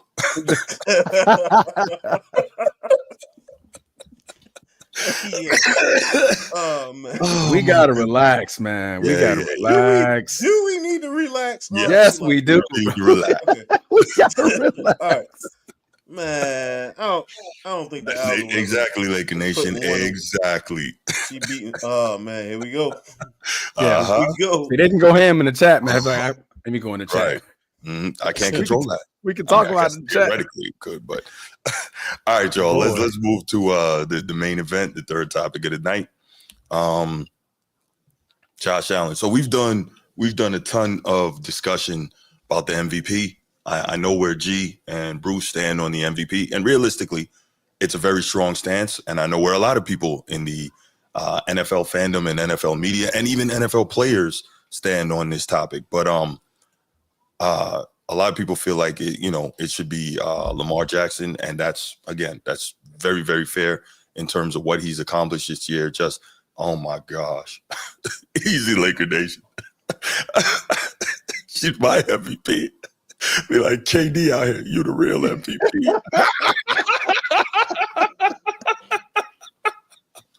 You the real MVP. That's what Acho said. And apparently it was for years, bro. Years he was, bro, body rocking for years, G. Man. For years. He was sharing though. Can you be mad though? He was sharing. I mean, mad if you Acho. He was sharing with the front office. Boy, look at that streak would have been right. That's a charcuterie board. Whatever. Oh my god!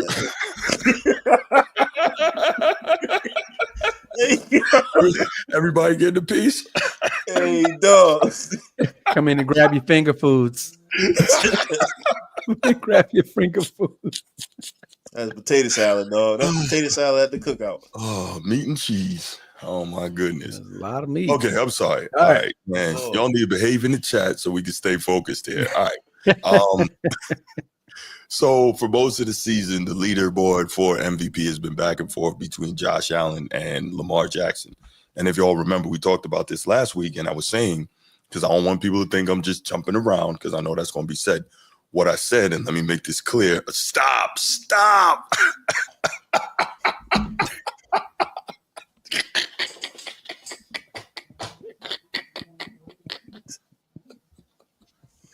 Laker Nation hit the Oprah. Oh boy. Continue, Bruce. We're gonna have to push this along, bro. He's done, yo. We're gonna have to fight through it. We gotta fight through it. We gotta fight through it. He's done, yo. We gotta fight. Fight it. Fight it, Bruce. Fight it.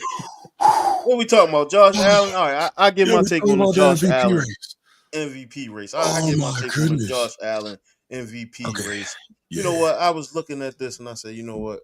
My guy Lamar Jackson, he leads the league in breaking records since he's been in the need to show the Lamar highlights for him while he's talking. No. We can show Josh Allen because you know what? As one of those guys with a chip on their shoulder, I wish they would give Josh Allen the MVP. I think he played exceptional this year, right? I mean, he made all the passes, all the throws, and even made some plays with his legs. And you know, with the voter fatigue and all those things, I wish they would. I wish they would give it to him. I wish they would give it to him only because. Hey, I like that attitude on that one. Yeah, I know he balling out, man. He balling out, Shorty. He balling out, and that's good competition. That's good competitiveness. I think that's something that the NFL need. There is a close margin, like it won't be a unanimous. No, right? Sure. Like no, it won't be. Away with it. No. So if I'm Lamar Jackson or if I'm a Lamar Jackson fan, you want that. You want to fuel that fire. This kid has been. And I don't want to make this whole segment about Lamar Jackson. No, I get what you're saying. Balling, you make a great point. He been balling, dog. Yes. And he I think there's 3 quarterbacks that we can say that would deserve MVP this year. And rightfully so. They put the numbers up. And if they didn't do the numbers, they got the wins. And so I just want to see what happens after this, this participation trophy. Or I would assume the votes have to be in by what, probably Friday, right? Because that way you don't allow any of the postseason stuff to affect how you vote. Announce it before the game. Yeah, I want to see how this moves the NFL, man. Does this motivate your Patrick Mahomes, who standing strong? Wait, 2 losses on the season, or 1 loss under his watch, one loss right? under his belt. 1 loss under his watch. Your Josh Allen, if he don't get it, does that move them? And so I think from a competitive nature, this is what you want to see, man. Like this late in the season, and you don't know who's gonna get it. Some people say they don't care, but they I think all competitors care.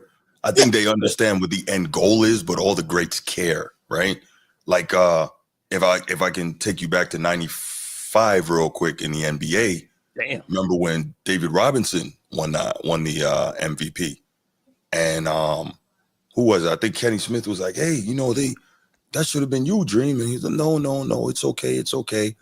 And then Dream proceeded to cook him through the next 6 games, 35, 12, 5, and 4 averages, right? Most dominant, sustained domination of an elite level player through an entire series ever. And at the end, he looked at Kenny Smith and he told him, I'm going to his house to get back my trophy. Yeah, for real. So, I think to that point, what G was saying, you're going to see, like he said, that fuels that fire in a Mahomes, in a Lamar Jackson. And I think that's awesome as well. Laker Nation, man.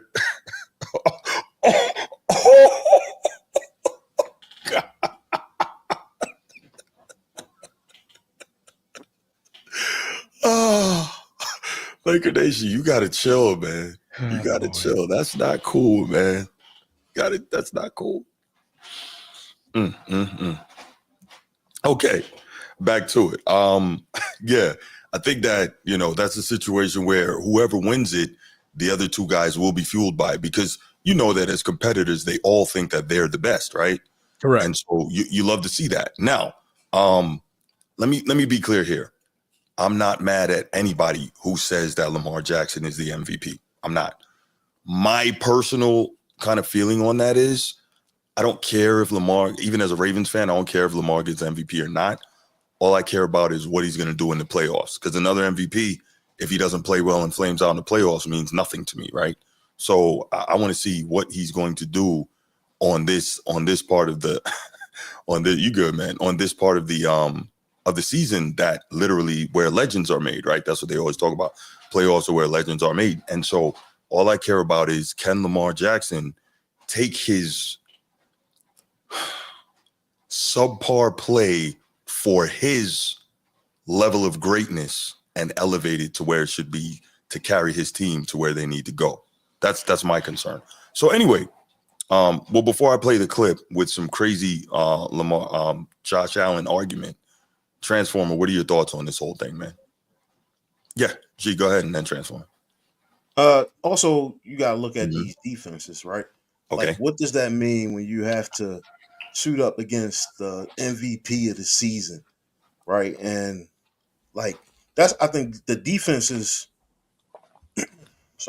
I think the defenses, they don't get enough recognition for their play, right? Like, we just talking about MVP quarterbacks, right? But then you got some defensive leaders who they make their money by wiping out these MVPs and or these great ones, the great ones. And so I just look forward to the playoffs in general. Absolutely.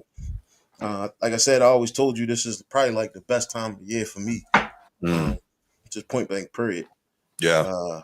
I'm loving it. But yeah, we can't leave those guys out, right? Like, you got some defensive players out here who really thrive on getting at the quarterback. And but it's unfortunate. Unless a guy has 25 or 30 sacks, or 15 picks, a defender is just never going to get an MVP in the modern NFL. They're just not going to give it to him. No, you make some record that's so egregious that it can't be ignored. You know what I'm saying? No, you look at what the defense has been able to do with the 2-time back-to-back MVP and Lamar Jackson, right? these guys suit up and they made sure he had the worst game of his season, right? Like he didn't go into the season playing like he did in the playoff. I'm playing devil advocate here because some people don't believe that I can be constructive, right? Like you got to take your hat off to the defense because they are keeping this young man at bay. And so let's see what happens when he doesn't get it and how that affects his play going into the playoff. But that's my time. Okay. Real quick, and then Transformer. Should Joe Burrow demand a trade? Hell no, Laker Nation. Absolutely not. No. What realistically needs to happen in Cincinnati is first, he needs to walk into the front office and say, hey, restructure my deal so that we can keep T. Higgins here. That's one. Two, they need to see if they can get another quality running back or another elite pass rusher in the draft or out of free agency. Three, they need to fire Zach Taylor and bring in a coach that's going to have these guys ready when the season starts, because year after year, they're going into a hole and Joe Burrow and that offense has to dig them out. And that's not the recipe for success. They almost got away with it this year, but I think that oh my God. Jesus God.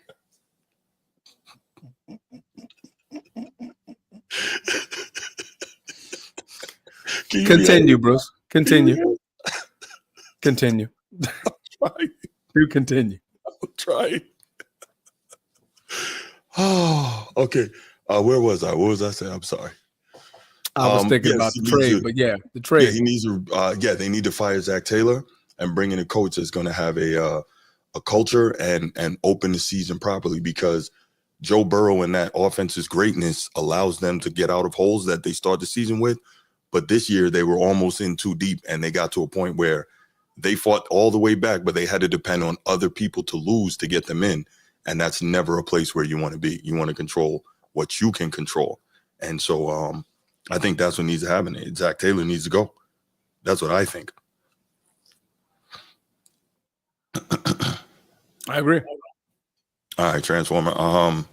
Your thoughts on, or do you want to wait for the clip for the Joe Burrow MVP? Oh, we can wait for the clip. I mean, my stance ain't changed. Not Joe Burrow, Josh Allen. I'm sorry. Yeah, Josh Allen and Lamar Jackson. Yeah, my stance ain't really changed. How did we skip Jared Goff though? So I think he should be up there too. Just for whatever reason, he's not. I think he's had a hell of a season. Let's see real quick. I think he's had a crazy. I think he's like fifth in MVP. 29, bro. He only has 29 touchdowns. 37 touchdowns. Okay. Here we go. 4,629 yards. I think it's the 12 picks. That's the deciding factor there. But everything else was crazy.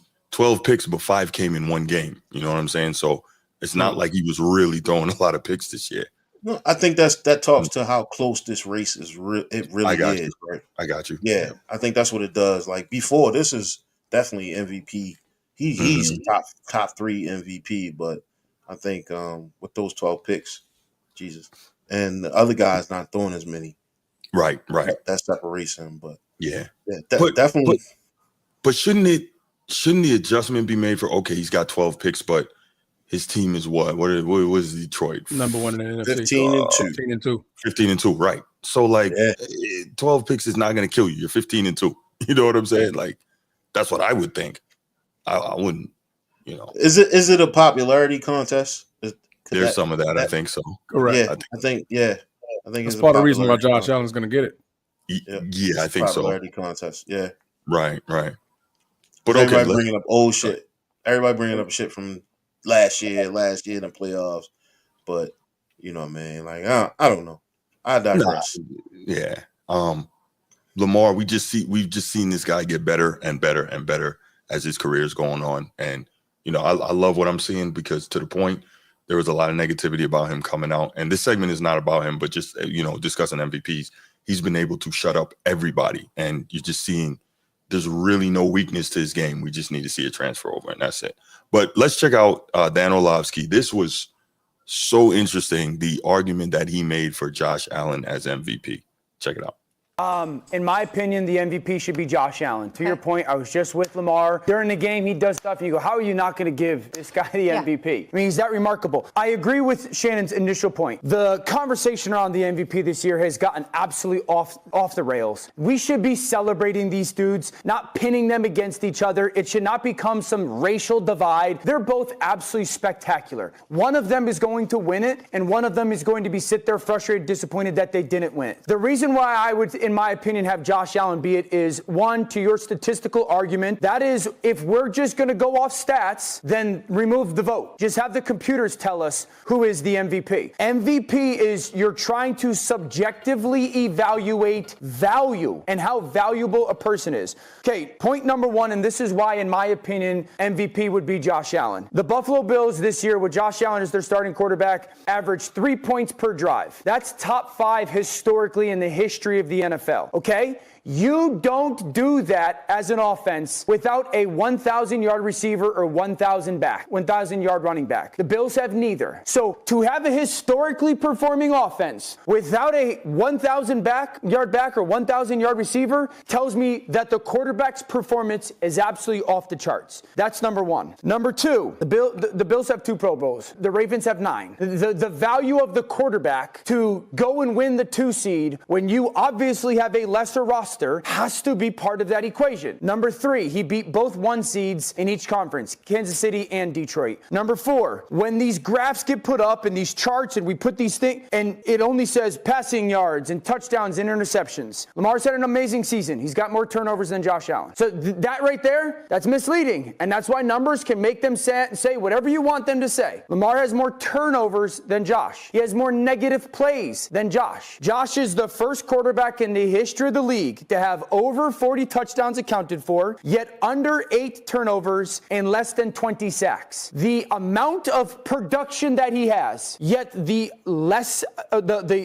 little amount of negative plays that he has, which would be sacks, fumbles, and interceptions thrown, no one's done it in the history of this league. With a roster that doesn't have Derrick Henry and it doesn't have Zay Flowers, that's why it's Josh Allen in my opinion. Transformer. I like it. I just think they've been wanting Josh Allen to get this award for quite some time. They've been having Josh Allen to be the Peyton Manning to Tom Brady, as in Josh Allen to Patrick Mahomes, for quite some years. They've been trying to do that for quite some time. I think a part of it has a little bit to do with them giving the MVP to Lamar Jackson, and he hasn't shown an MVP performance in the playoffs. I think that's also a part of it as well. What he's adding is, what help does Lamar Jackson have to look that good? And I think that's a fair point. We call him thunder and lightning. I said it the moment that trade came through, I'm like, that's thunder and lightning. When you got Derrick Henry in your backfield and him being second in the league in carries, carry yardage for the season, that's definitely going to help you be a much greater quarterback, to where you don't have to throw the ball as much. A lot of Lamar games, he's barely thrown past 15 passes, right? Derrick Henry can definitely take up most of your game plan away, to where you can limit Lamar Jackson being able to make any type of mistakes, right? So I think that's a part of the factor as well. Josh Allen did lose 2 of his receivers, 2 of his top receivers, and have to come in with a rookie and do what he did this year, and they still got the number 2 seed. A lot of people thought going into the season, if y'all can focus, it's like a nation, man. It ain't us. Y'all can focus. No, it's definitely me. I'm listening, bro. Trust me, I'm listening. I'm taking notes. Oh my goodness. If we look at, like I said, the what we said at the beginning of the season, once Josh lost all his weapons, we were like, okay, man, what is Josh going to do this year? This is not going to be a good year for him. And he still showed out and got his team the number 2 seed in the AFC, which is, I would say the AFC is better than the NFC as far as competition, and you were still able to get that done in that conference. So I just think it's a lot that just points at Josh Allen. The numbers for all quarterbacks were fairly close. How can I differentiate anything? Okay, I look at the record. That record plays a part of it. Where's their seeding, and what did they have with them to even make them look better? You can look at Jared Goff. They got one hell of a running back in Jahmyr Gibbs, 4 touchdowns in his last football game, right? You know, you had elite weapons like offensive that. line to protect them. Elite offensive line, one hell of a tight end. Yep. You got a lot of weapons, right? Got a lot. You look at Lamar Jackson. He has one of the best running backs in the league in Derrick Henry. And along with the offensive line that's going to generate pressure. And, you know, they've always been a very, very great run team. And you just add one of the best running backs in the game. You look at Josh Allen, and what do you say? I mean, I got a rookie, Keon Coleman, but, you know, he's a rookie, right? He didn't really do much to move the needle this year. He's not a Pro Bowler or nothing like that. You know, you look at his offensive line. Okay, you know, who does he have at running back? James Cook is a good running back, but he's not top 10, top 15 in the league. No, right? I think he did end up in that final game with 1,009 rushing yards. So 1,009 rushing yards, but it still kind of, you know, makes the general point though. Yeah, and it took him 17 games to get that, right? So, you know, you look at those things, you're like, okay, you know, it definitely screams Josh Allen, you know, voters fatigue, and like that, like I said, for Lamar Jackson, Joe Burrow just not being able to get into the playoffs, and, you know, Jared Goff just having an elite offense, just period, over there in the NFC to get him the number 1 seed. So, yeah, I mean, I like what Dan said, man. Yeah, I think he made a lot of points. G. I think we forgetting that Josh Allen had his opportunity to go up against the Lamar Jackson himself. And Lamar smoked him. And he smoked him. And he smoked him. He put him away third quarter. The same thing he did last year to get the MVP. He had to go through the gauntlet. You remember, he went to 49ers. He crucified Purdy. He went to everybody in the AFC, he did them in for the most part in order to get that that crazy run he did to get the MVP last year. Right. And I think they not taking that in consideration. Like he had the opportunity to go head to head with him, and Lamar smoked him. And they say, oh yeah, it's because he got King Henry. Because he got King Henry. But I think somebody did the stats. I was looking at another podcast, and he was saying, you know, prior to Lamar coming over, Derrick Henry was getting tackled in the backfield 50% of the time. Right? He's now down to 39% of the time because of what Lamar is able to bring to the table. And so you just have a dual head monster there that's doing things that can done. That talent always been there. However, if you know you're getting tackled in the background 50% of the time, you're getting tackled in the backfield 50% of the time, and now you pair him up with a superstar. Now you guys are putting up 7,000 yards on a season. It's crazy, bro. And that's that. I mean, he is doing his thing, man. Like I like the whole thing of giving it to somebody who I know that if we ever was to see him, he would get crushed. I'm okay with that. That's just like, you know, you putting a chip on the shoulder, and everybody know. Me and my buddies was talking about this earlier. You know, it's nothing like having a player with a chip on their shoulders. One thing that come out with a silver spoon, but when these kids have, you know, I say kids because he's 28. He just turned 28, so to me he's still a kid. Grown man in the eyes of everyone else, but still, you know, he's still developing, and we saw that early on. He had 2 MVPs, 2 and 4 in the playoffs. You know, that's terrible numbers compared to somebody who, you know, is coming into a more mature system. I'm not making excuses for his playoff performance, and I'm not saying that. I give the hats off to the defense who is keeping them at bay, and not the quarterback who's scoring against them. If that makes sense, I don't know if that makes sense, because these defenses have to figure out a way to stop them. We saw Myles Garrett come, and we saw him in the interview talking about, man, hey, there's no way to stop this guy. There's absolutely no way that you can put. I haven't seen that a lot this year, coming out of the Josh Allen camp or people who play against Josh Allen. And so I'm still gonna rock with my boy and Lamar Jackson. But I will say, I think there's no unanimous victories here. It's whoever they want to say gets it, because it's close, man. And I still think Jared Goff should be in that conversation as well. Agreed. No, you made a lot of great points there, G. And I don't disagree with anything you said. Only thing I'll say is like two things can be true in that you got to give credit to the defenses that slowed him down, but you also got to say, okay, he could have done better because realistically, right? We've seen when he is playing how he's capable of playing, he being Lamar Jackson.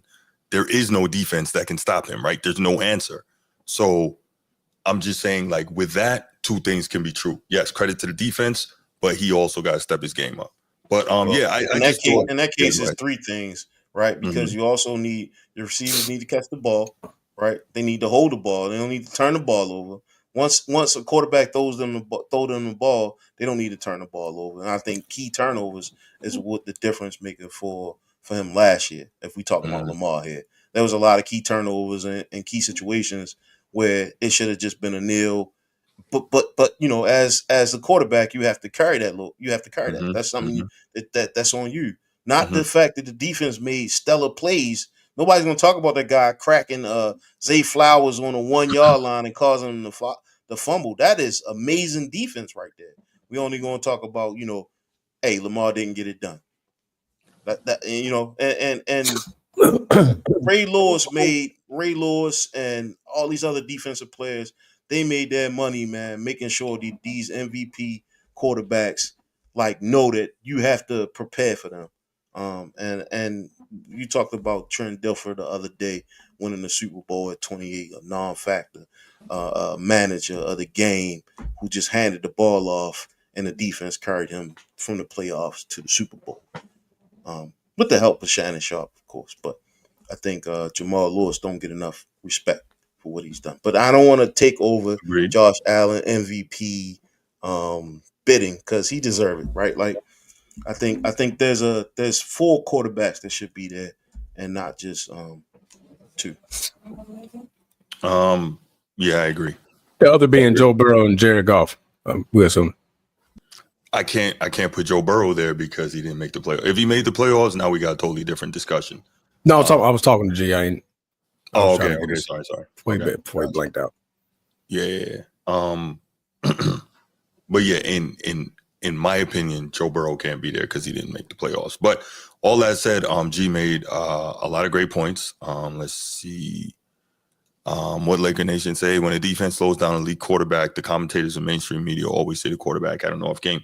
Well, yeah, but because why is it not the same when the defense plays crappy and the quarterback tears them apart?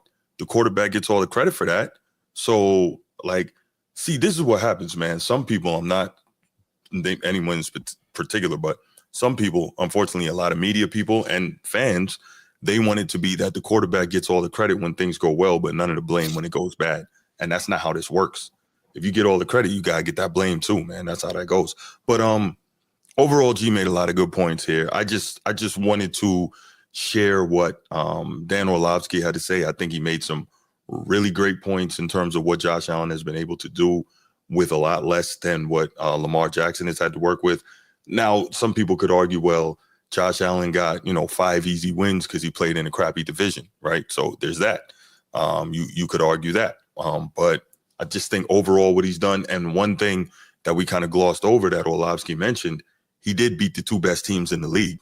Like, that's got to say something. Beat Detroit, hell of a game. I think 360 through the air, no picks, and 2 or 3 touchdowns.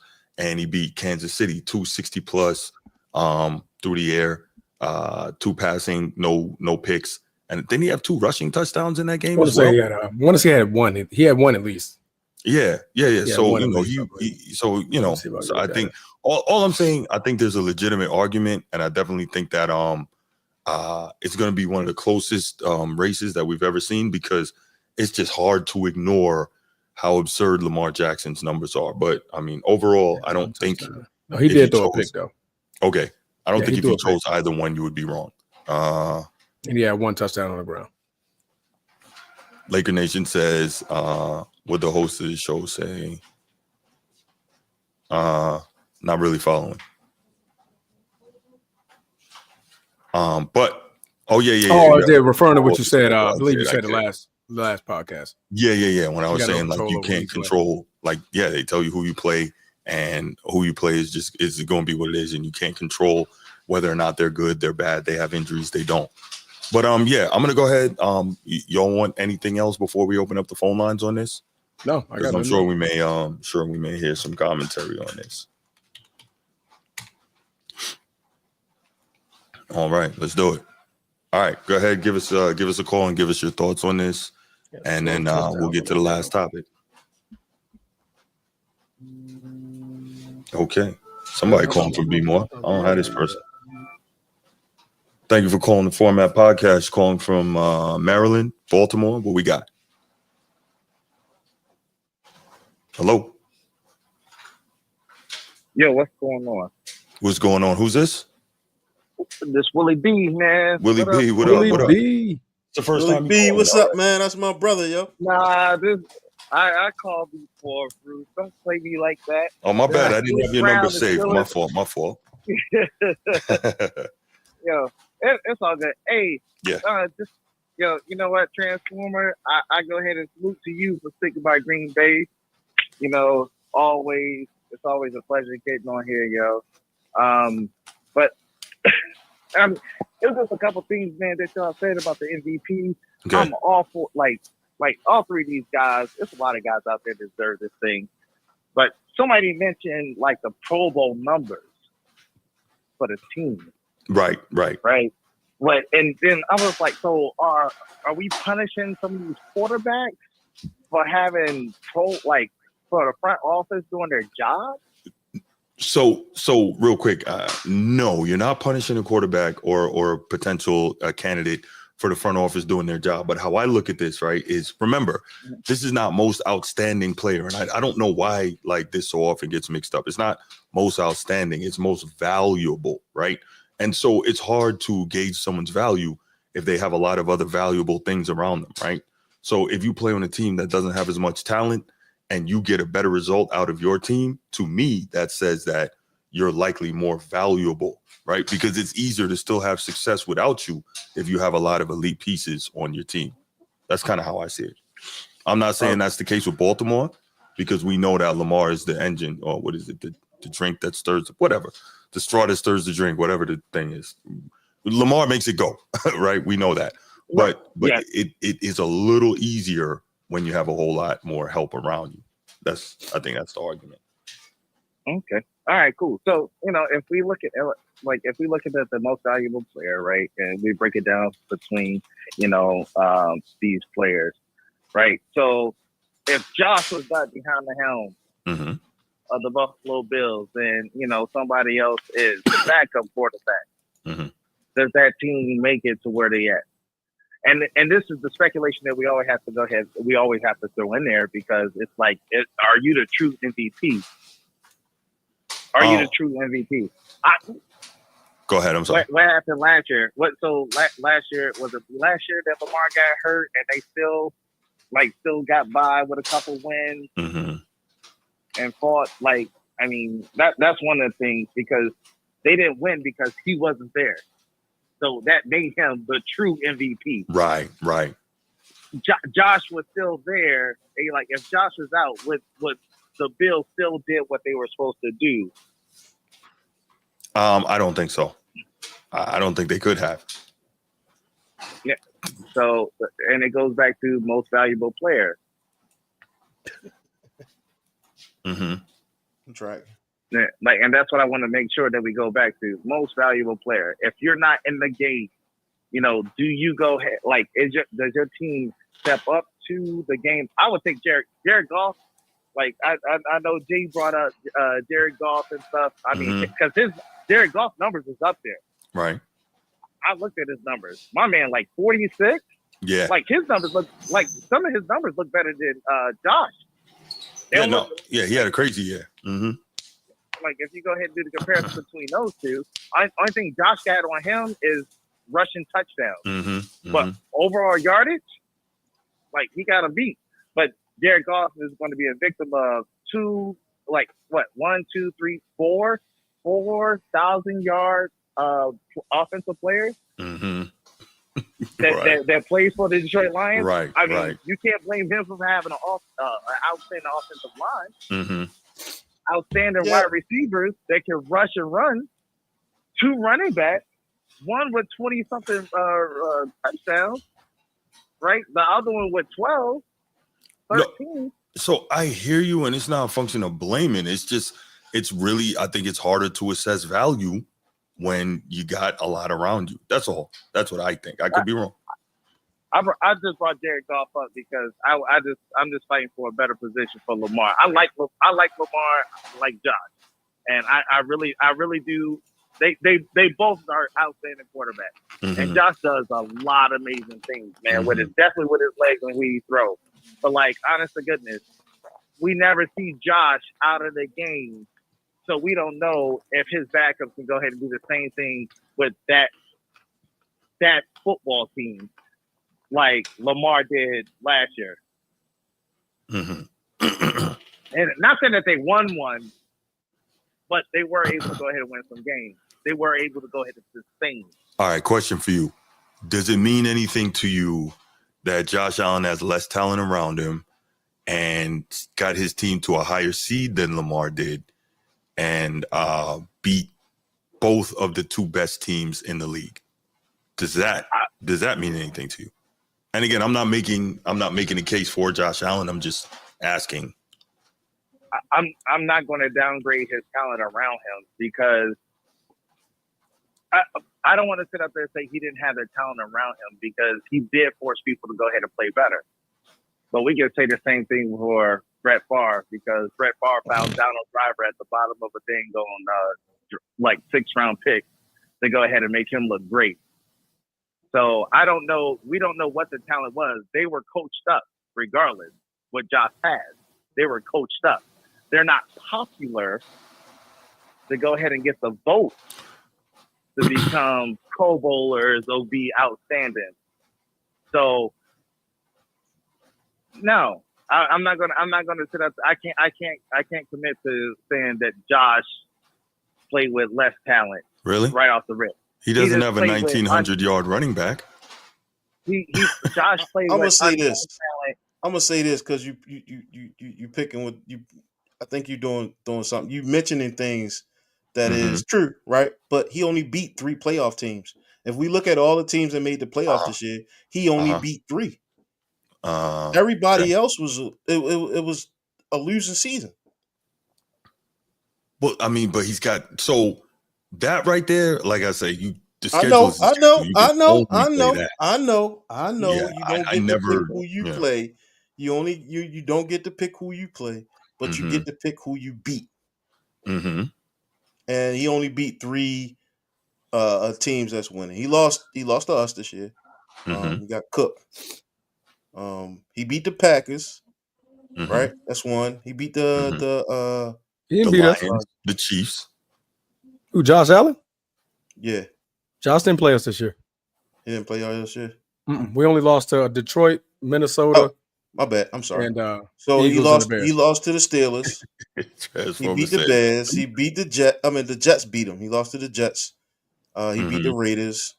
He beat the Commanders. That's one. No. He lost to New England. He beat the Jets twice. I'm looking at it right now. Jets not a playoff team. Oh, wait, okay. What's your criteria right now? What the hell? Where I'm at? You're looking for playoff teams or winning teams? Teams who are winning. The teams that made the playoffs this year. Yep. Okay. Which would be winning teams? Which would be winning teams? Yeah. Well, no, not all right. But anyway, because there's winning teams that didn't make the playoffs. Right. But okay. So your argument is what though? He beat the Lions. And the Chiefs. That's huge. There was one other. Both the number 1 seeds. He knocked them both off. Right. But that was it. Yeah, that was it. Just 2 teams. I'm not arguing that. Like he's a good quarterback and he did what he was supposed to do. However, like I say, is he getting the rest of the team is stepping up. They're playing next man up. Yeah. That's why they got rid of Diggs. It wasn't that, Diggs left. They didn't get rid of him. He left. He wanted out. Diggs wanted out. They let him out. They got rid of him.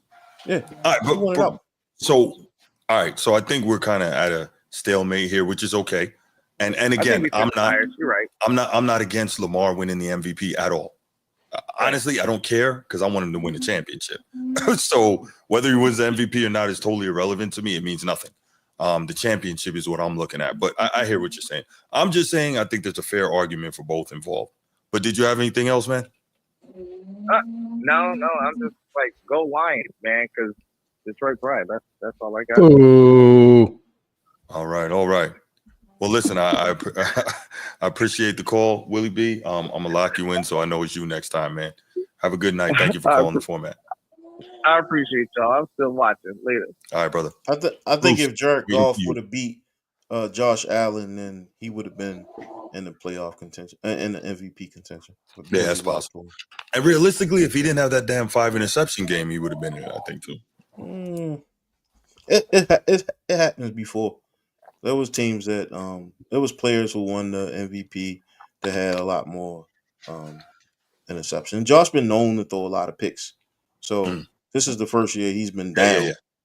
And to me, that's another reason, right? And that might be the reason why we here, because he didn't throw 13 and 14 picks this year, right? You know, or 17 and that's why he here. Yep. Yeah. Bruce, we waiting for you, man. Go ahead and call, and then we'll move on to the next topic. All right, here we go. Bruce, what up?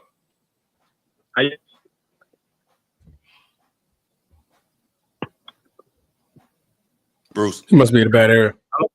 Yeah, I think you're in a bad spot, man. Can you hear me? Hold on. Here we go. Yeah, you broke up bad. Oh, all up, man. Y'all hear me now? Yeah, I think so. Go ahead. How y'all feeling tonight, man? Maintaining. Don't move from wherever you are. Transform. Hey, Transform. I see you on Instagram with the nice shape up. I see you, Shorty. Oh, I seen that too. Yeah. I saw that. Appreciate it, big dog. Appreciate it. My man Transformer bipped up real nice with the ball head. What's going on with y'all boys? Okay, let me kick this off real quick. So no, it's no messing up. Is it? I'm clear, right? Yeah, go ahead, man. Yeah. Okay. So let me get this straight. Allen is, from what I hear, the MVP who ESPN is.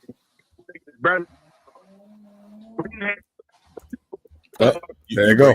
Again, man. You breaking up again. Damn. Got Cricket Mobile or something? Cricket Mobile? It's crazy because when we were talking earlier, I was clear. Now I'm not. Hold on. Yeah, I don't know what happened, man. Is we good now? Yeah, it sounds all right. Let's try it again. So let me get this straight. Allen is the MVP who ESPN people think is better than Lamar. No, you don't have it straight. No one thinks that. All right, go ahead. You cut me off, Bruce. No, because you already started wrong. I see what you're already taking it to a place where it doesn't need to go. You already trying to manipulate the discussion. Go ahead, man. Go ahead, cook. Go ahead, cook. You didn't let me get the fish in what I'm saying before you get a better understanding, brother. Go ahead, man. Brother is crazy. So like I said, let me get this straight. Allen, listen closely, Brucey, because we've been arguing since this morning. The people don't know that in inbox. Nah, they don't know that. So let me get this straight. Allen's from what I hear, the MVP is better than Lamar. But he has less pressure to win than Lamar because he's played better in the postseason. And yet still without a ring, just like Lamar. So what's up, man? But truthfully, hold on, before you answer. But truthfully, though, Brucey, I don't care. I don't care. Super Bowl MVP. Fuck the regular season MVP. I'm sick of it. And he needs to... Like, go ahead. Before you cut me off the first time, what would you get ready to say, bro?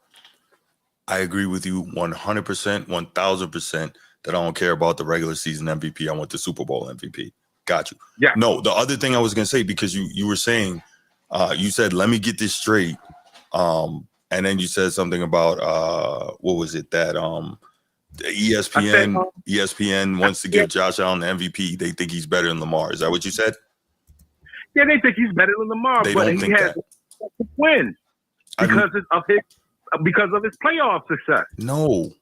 First of all, it's a regular season award, so that's not relevant. Secondly, no one, I don't think I've heard anyone say Josh Allen is better than Lamar. Like, all they're doing is giving Lamar his flowers. Like, everybody's been giving Lamar his flowers. At least this year. I'm gonna speak for this year. Everyone's been giving him his flowers. So I don't think anyone thinks that. I think they're just speaking specifically to the MVP race. That's all. And so, in speaking to the MVP race, I think that there are legitimate arguments to be made for both. That's all I'm saying. Yes, that is true. The MVP is a regular season award, but they always bring up the playoffs in the midst of it. They always bring it up in the midst of it. Well, I can't speak for them. I know I don't. So, I can't speak for anyone else. Okay. So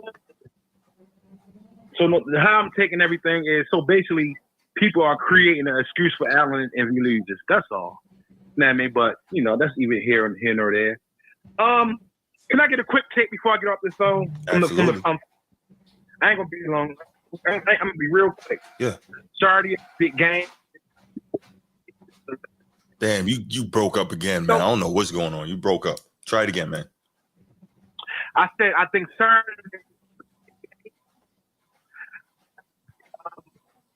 I don't know. Maybe you got an Android, man. Maybe that Wi-Fi bad or something. Hey, man, go ahead, man. Chill with all that, man. Hey, Bruce, for real, man. You keep going out, man. Every time you start talking, you go out again. Y'all hear me now? Yeah, let's try it again. I think Saturday is a legacy game for Lamar. Even though we beat Pittsburgh already in the regular season, that's obsolete now. The game slows down in January. Mm-hmm. So this is a big game, and it will be a travesty, man, if we lose Saturday, man. And don't act like the Ravens' ugly head might not rear itself. I'm a true Raven fan. I bleed purple. I go into depressions when we lose in the playoffs. Seriously. Right. But I also know in the back of my head, that ugly head can rear when Talk Muck can getting the gunslinger happy. Okay, that's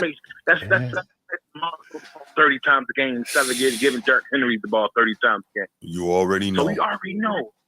That ugly head, man, please, I just hope, man. I want to go to the game, but it's too goddamn cold, and I'm not no goddamn penguin to being that cold ass weather. It's just a legacy game. I just hope Todd Munkett don't get gun happy.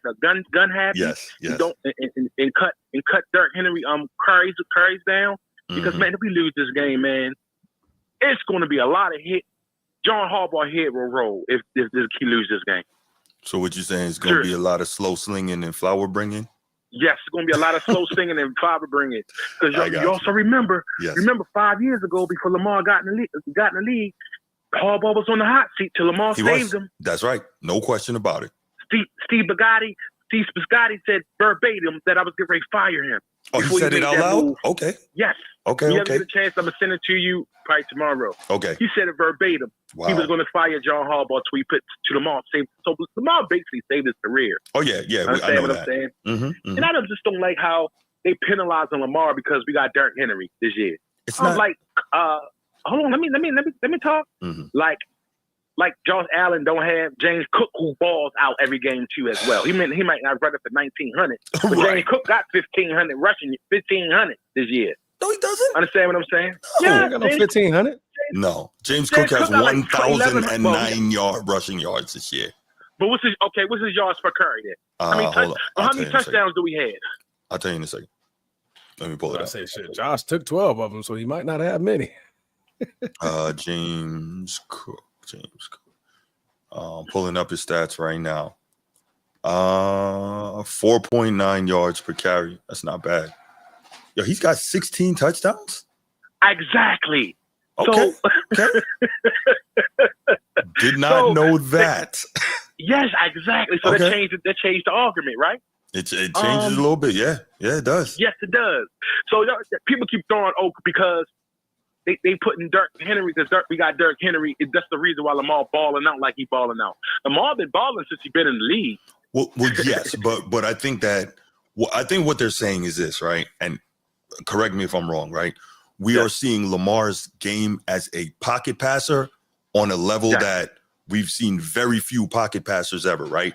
Because I think he's the only guy ever to throw for 4,000 with less than 5 interceptions. Absolutely absurd, right? So he doesn't turn it over, and he could put it on a laser. He could drop it in the basket. There's no throw he can't make. He can make it on the move. He can make it from the pocket, right? So people are saying like his passing has gone so next level. They're saying that Derrick Henry and being able to work off the RPO and the play action has helped a whole lot with that when you have a 1,900-yard back. That's not saying Derrick Henry is the reason he's passing better. You're saying Derrick Henry helped a lot. That's how I take it. Let me ask you this. You also forget now, which is a huge blow for us.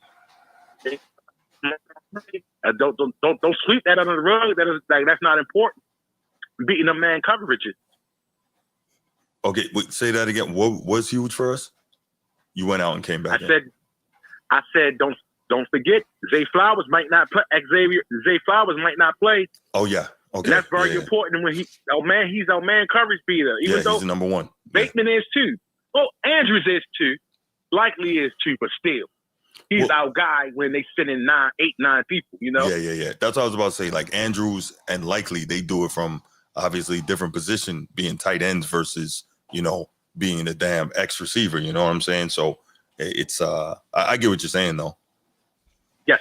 And another thing, before I'm ready to get off the phone right now, another thing I don't like the media doing, they just sweeping Pittsburgh under. Don't do that. They always go wrong when you sweep the opponent under the rug in the playoffs. I hate that, yo. They predicting that it's going to be Baltimore Bills next week, which is not. You can't say that. The playoffs. Go ahead, bro. I'm sorry. So I'm saying that. I'm just saying it won't be easy, but I am saying that. Yes. Okay. Yeah. George Pickens is a beast when he get his touches early, but he cries like a little punk when he don't get his throws. Right. He cries when he don't get his way. But we cannot put Brandon Stevens on him. If they do, they got to put somebody over top. Yeah, because he's the pass interference machine, number 21 for the Ravens, and this is last year with us. He's done. Agreed. Even though he played tight coverage, his ball location skills are horrible.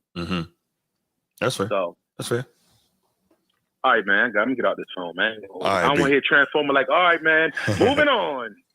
Not Transformer, dude. You got 5 minutes. Hey, don't think me like that, bro. I'm letting you talk, bro. I'm letting you talk. I let you cook. You let you cook. Right. Come on, stupid. Hey, stupid. Come on, dummy. Don't do that to me, stupid. You acting too bougie tonight, man. With that trying to rush people off the phone and stuff. You choosing on me now tonight, man. Now I'm choosing to let you cook, dummy. All right, dummy, choose. All right, stupid. I holler at you, yo. I holler at you, stupid. All right, y'all. I might call back on the next one if Bruce give me something a good point to argue with him about. All right, y'all. I love it, bro. I love it. All right, brother. Love you, Shorty. All right. Oh man, good call. All right, y'all. Let's go ahead and take it to the last one, and that is we're gonna take it to. Damn, we covered everything today, huh? NFL, college football, and now we go final topic to the NBA. We ain't gonna get the pickleball today? Huh? No LeBron, no LeBron. That's you just shut No, up. we're not doing that. Shut up, LeBron lost to nobody last night. He lost to old ass Klay Thomas. Shut up. Old ass Shut Klay up. Thompson last night. We were doing good, bro. I can't hear him, Transformer. I can't hear him. Shaq versus Dwight Howard. Bruce, go ahead, take it away.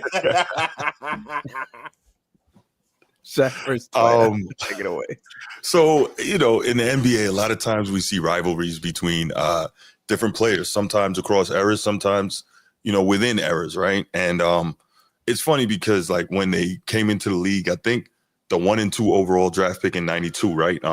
Shaquille O'Neal, Alonzo Mourning, people were looking at that as the new Wilt and Bill Russell, right? That's what it was supposed to be in terms of Zoe just being that dominant defensive guy who could score some, and then Shaq just being that unstoppable force, right? And Shaq kind of ended up being that. Zoe still ended up having a Hall of Fame career, but he went through some, health issues, so on and so forth. But so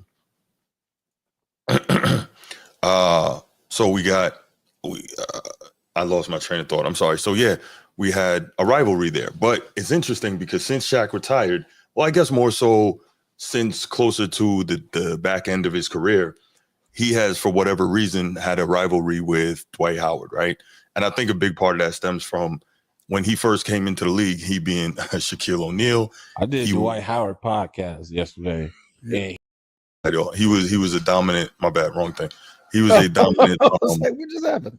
What you call it? A dominant center in Orlando. And then when Dwight Howard got drafted, he was also a dominant center in Orlando. But Shaq, when he first came into the league, you can see he was just a beast, right? He wasn't quite as diesel as Dwight Howard, but he used to make it happen. And he was playing against much better center competition. I believe when his rookie year in the league, he was 23.9 points per game, 13.9 rebounds, 3.9 blocks. So he walked in the league dominating, right? And so you can see he's blocking shots, he's dunking on everybody, he's tearing the basket down, he's defending the rim. And if y'all remember too, young Shaq was a dude who sometimes he'd grab the board, he'd push the rock, all the way up the floor. I mean, he was a monster, right? So I just remember watching Shaq and I was like, oh my gosh, this dude is a damn problem, right? And I didn't think coming out of college that he was going to end up being as dominant as, say again? No, I said poor Bobo. I mean, not Bobo. Manute Bol. Yeah, his pops. Manute Bol, there you go. Yeah. I didn't think he was going to end up being what he was. By the way, real quick, Anthony Davis, Dale Davis. Yeah, them boys were serious and Shaq was like ragdolling them. But I point to that just to say, man, it was so different in terms of what you had to deal with in big men back then. But yeah, Shaq was just. He tried to push him too. He was just like, bro, get him out of here. Like, right. Nah. Yeah, that wasn't going to work though. Just go right. And so remember Shaq, he kind of took on the Superman moniker and all of that, which was cool. And then Dwight Howard came and he was a beast in Orlando too. He was the next one up and he was doing a lot of what Shaq was doing, dominating the glass, blocking shots, dunking on everybody. Going just straight monster mode on a lot of dudes, just super explosive. Didn't he win a dunk contest too? Yes, he did. Right. And so he was calling himself. He won it with the Superman dunk. Yeah, there you go. Oh, that's terrible. And so one of the biggest things I say kind of the difference is Dwight Howard, he didn't have the competition at the center position that Shaquille O'Neal did, right? He didn't have to deal with that. So a lot easier to dominate, right? But regardless, Dwight Howard was a problem to the point that he kept LeBron from even getting to the 2009 finals where he was supposed to match up against Kobe. But Dwight Howard completely dominated that series and the Magic ended up going to the finals. Did they get swept by the Lakers Transformer or they lost 4-1? Lost 4-1. 4-1, okay. 4-2. Right. 4-2? I thought it was 4-1. 41 or 42. They won a game though. Right. But the point is, for whatever reason, Dwight Howard, I don't know if somebody gave it to him or he took the Superman thing, and I think that ended up. Pause. What you got? Pause. But what was he pausing? I missed it. I missed it too. Play? So 4-1. So, yeah, we beat him 4-1. Okay, so people started calling Dwight Howard Superman, and I guess Shaq didn't like that, and I believe that kind of ended up or began the whole rivalry thing, and then Shaq started going at Dwight Howard and blah, blah, blah. And I'm like, yo, what's this about? And it's funny because even Jesus, later in his career, even Shaq on the downside of his career, whenever he would play against Dwight Howard, he would really play well against him. And he would really play well against him. Dwight Howard would have a lot of trouble trying to defend him. So that became a long-running thing. And it's crazy because the other day, I think yesterday or the day before, there was a what do you call this? It's like a 2.5 hour long interview. I can't remember what show it was. Dwight Howard was talking about all types of different things: his basketball career, the beef with Shaq, his personal life, his faith, his kids, all type of stuff. It's crazy. And so he ended up having some commentary on the whole thing with Shaq, which I thought was kind of like bugged out. I was like, what's going on here? And let's see. This is what he had to say about it. Then I'll come back. I'll get y'all's thoughts. Then we'll hear what Shaq had to say about it. And I think I got some tweets from Shaq as well. The world is too big, and you got two big characters. For one, who brought the same energy. Things that we could do together. There's so many people that we could bring together, but yet you got an attitude about what? You are a grown 50-year-old or about to be 50. Oh, you're twice my elder. Whatever you want to call it. I have no issue with you. But you continue to talk about me, I'm gonna have to come to you. Yeah. And it's not violent, but it's, hey man, we got family, we got kids. So why don't I talk about you online? Or why don't I talk about you publicly? Your family can see this. Your friends can see this. You got people that know you that can see this. So I'm not going to disrespect you as a man, first of all. Yeah. But you keep doing it. Yeah. So I'm going to have to come talk to you man to man. Here first, let's do. I'm trying to tell you, we do it at TNT because I'm a fan of y'all. I was finna roll up to the studio wherever he at and say, hey, yo, bro, what's the deal? I roll with you. I roll right with you. I'm not it's not like a fearful thing or anything like that. But it's just like, yo, so we done passed the basketball. You not in the NBA. You done did your time. I done did my time. And we still going. Yeah. We still going on with the pettiness. So at what point does it stop? And do you have a real issue? Because if you do have a real issue, let's get it, let's move past it. So Dwight Howard sounds like he really wants to just hash things out with Shaq. At one point, I think he said something about them throwing hands, and I'm like, oh boy, here we go. Like that's not smart and that's not necessary, right? I think oh my gosh. Yo, Steve, you gotta chill, man. Laker Nation, you too, man. Y'all gotta chill with this. Clowns. No, but Shaq, it seems like Shaq likes taking shots at other big men who weren't as dominant as he was. And here's his thoughts on it. And then I'll show you the tweets from these two, and then we'll go ahead and I'll get your thoughts on it. So this is what Shaq had to say about it. I did Dwight Howard podcast yesterday, and he did his introduction, and he called himself Superman, and I didn't know what to do. I had to look away. You got Superman on your gate. That's just wild. I'm the original Superman. All right, I'm aware. My whole thing him is if you're gonna call yourself me, do more than me or do what I've done. Nowhere close. But then from a street sense, if you call yourself Superman, everybody know what I'm talking about. I don't want to be called Superman. I'll let you figure that part out. Shaq is foul. Yeah, exactly, Transformer. Exactly. Okay. That was uncalled for. I agree. But let's talk about his main commentary when he said, if you're going to call yourself Superman, you got to do what I did or do more than me. What are your thoughts on that? Transformer, you, and then Gigo. Say it again. So address it correctly. Yeah. Shaq said one of his main comments was, if you're going to call yourself Superman, you have to do what I did or do more than me. What do you think?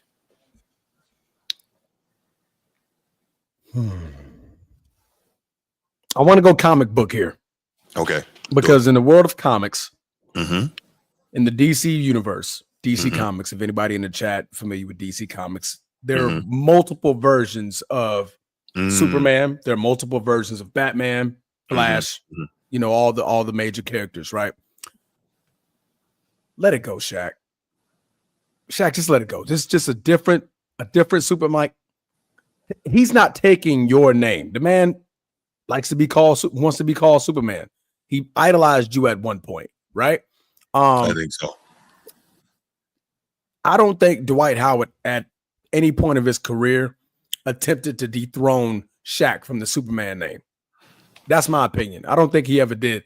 I think he also wanted to be a different version of Superman, right? The DC universe, a different version of Superman, right? Different version of Batman, different version of the same idolized fictional character, but just in a game based off my physical, my physical attributes and what I can do in the post.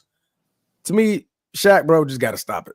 To me, he just got to stop it. To me, it's a long dead conversation. Shaq retired in what, 2009?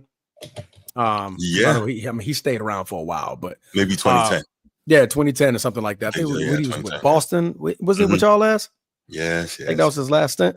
But to keep this feud going, man, it's honestly just childish at this point, right? Mm-hmm. Over a name.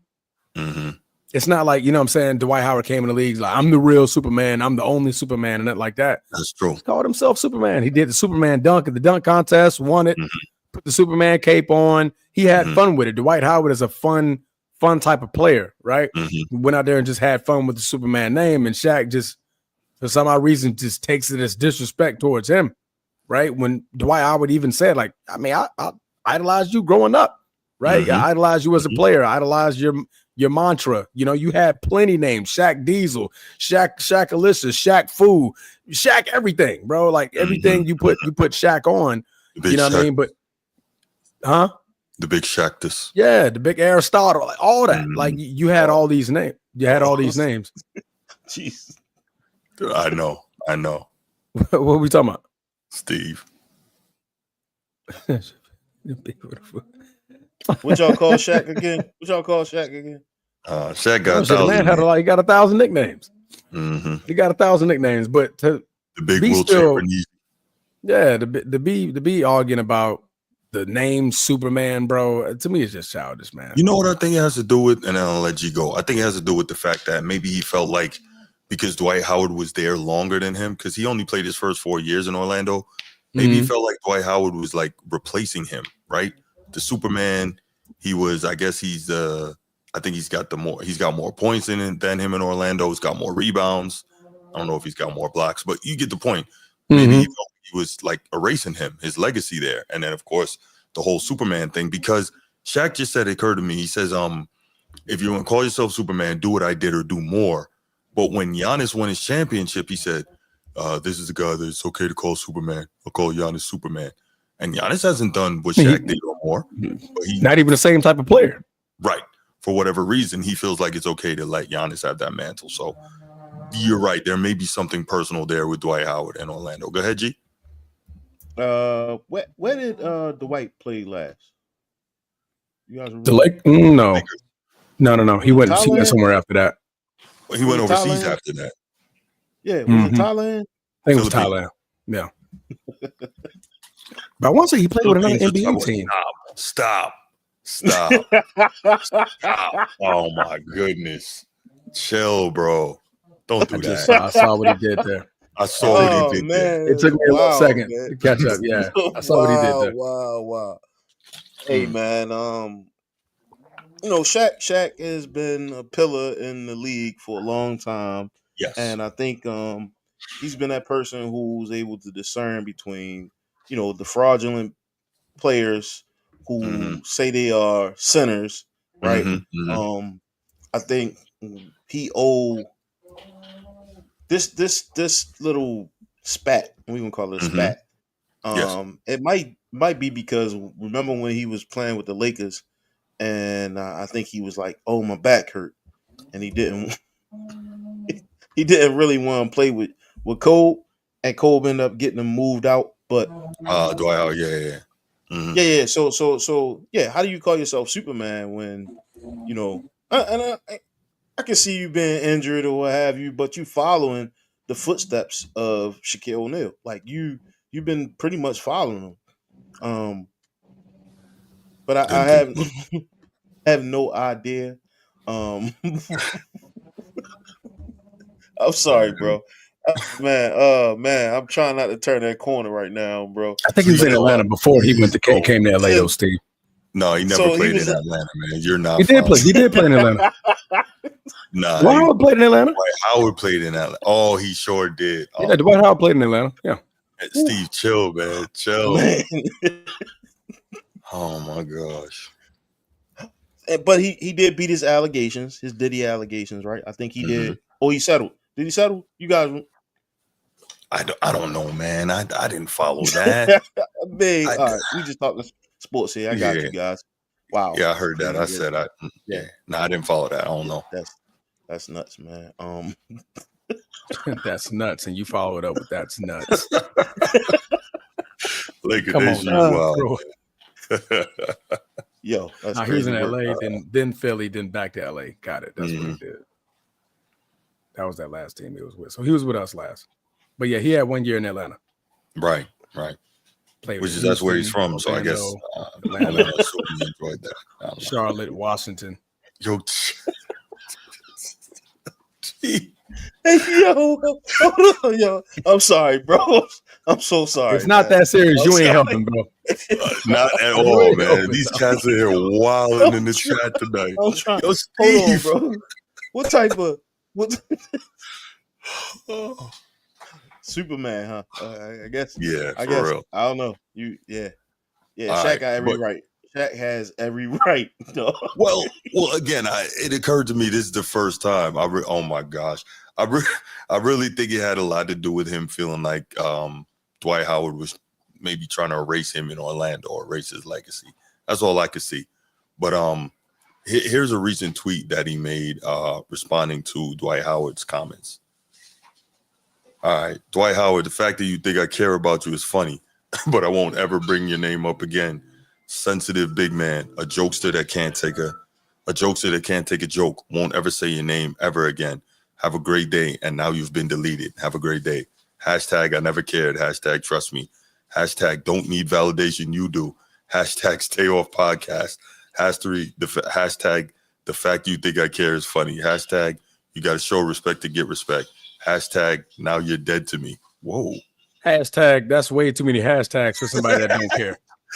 For real, like that's too many hashtags. Shaq, you care, bro. He does care. You got that many hashtags, bro. You care. He cares. Does he? Do you think he cares? But Shaq be having a lot of fun because he wouldn't keep talking about it.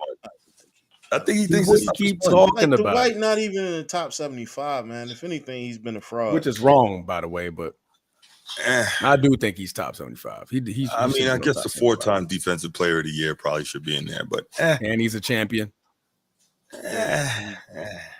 Bus rider. He was a key cog in that championship. Ass grabber. He punished man. Oh, the definition. No, we're not doing that. No. He grabbed the front. He didn't even grab the back. He did it live on camera, bro. That joint was crazy. That's crazy work. Dwight Howard. Huh? Yeah, I think he was in Atlanta when he played in Atlanta. Dwight Howard did that to who? Bro, he was like, it's a video. I think Dwight. He was in dress clothes, and he like reached down like live on camera. I'm gonna find somebody on the video. Somebody chat find a video and put it in there. Details, bro. We don't need to see that. And he literally Nobody grabbed. need to see that, yo. If you didn't see grabbed. that, NBA. That's why the ratings down. We didn't need to see that. Nobody. It was crazy. I was like, "Yo, Dwight, what you doing?" Yeah, man. It was crazy work. No, he did it. He did that. Okay, well. This is redemption right here. But the point is, man, these two guys been going at it for years. Here was Dwight Howard's final response. By the way, I don't want people to get entertained by two black men going back and forth over petty stuff. I don't want to bicker. I just want to settle this like two successful Hall of Fame black men we are. You, the most dominant center of all time. Come on to the podcast and let's hash this out 100. I'm hoping they can do that. I really am, because like this is ridiculous. Well, I didn't open up the phone lines, but let's go ahead and take this. This is Laura. Laura, what's good, man? How you doing? Hey, what's up, man? Houston native, by the way, and I saw when Dwight did that. I mean, it's like it was a total embarrassment towards the league or whatnot, right? Okay. But they kind of kept it hidden or whatnot, right? Mm-hmm. But can we keep it on ball? Can we keep it on ball? Yes, okay, yes. We're talking about a 4-time defensive player of the year. Yes.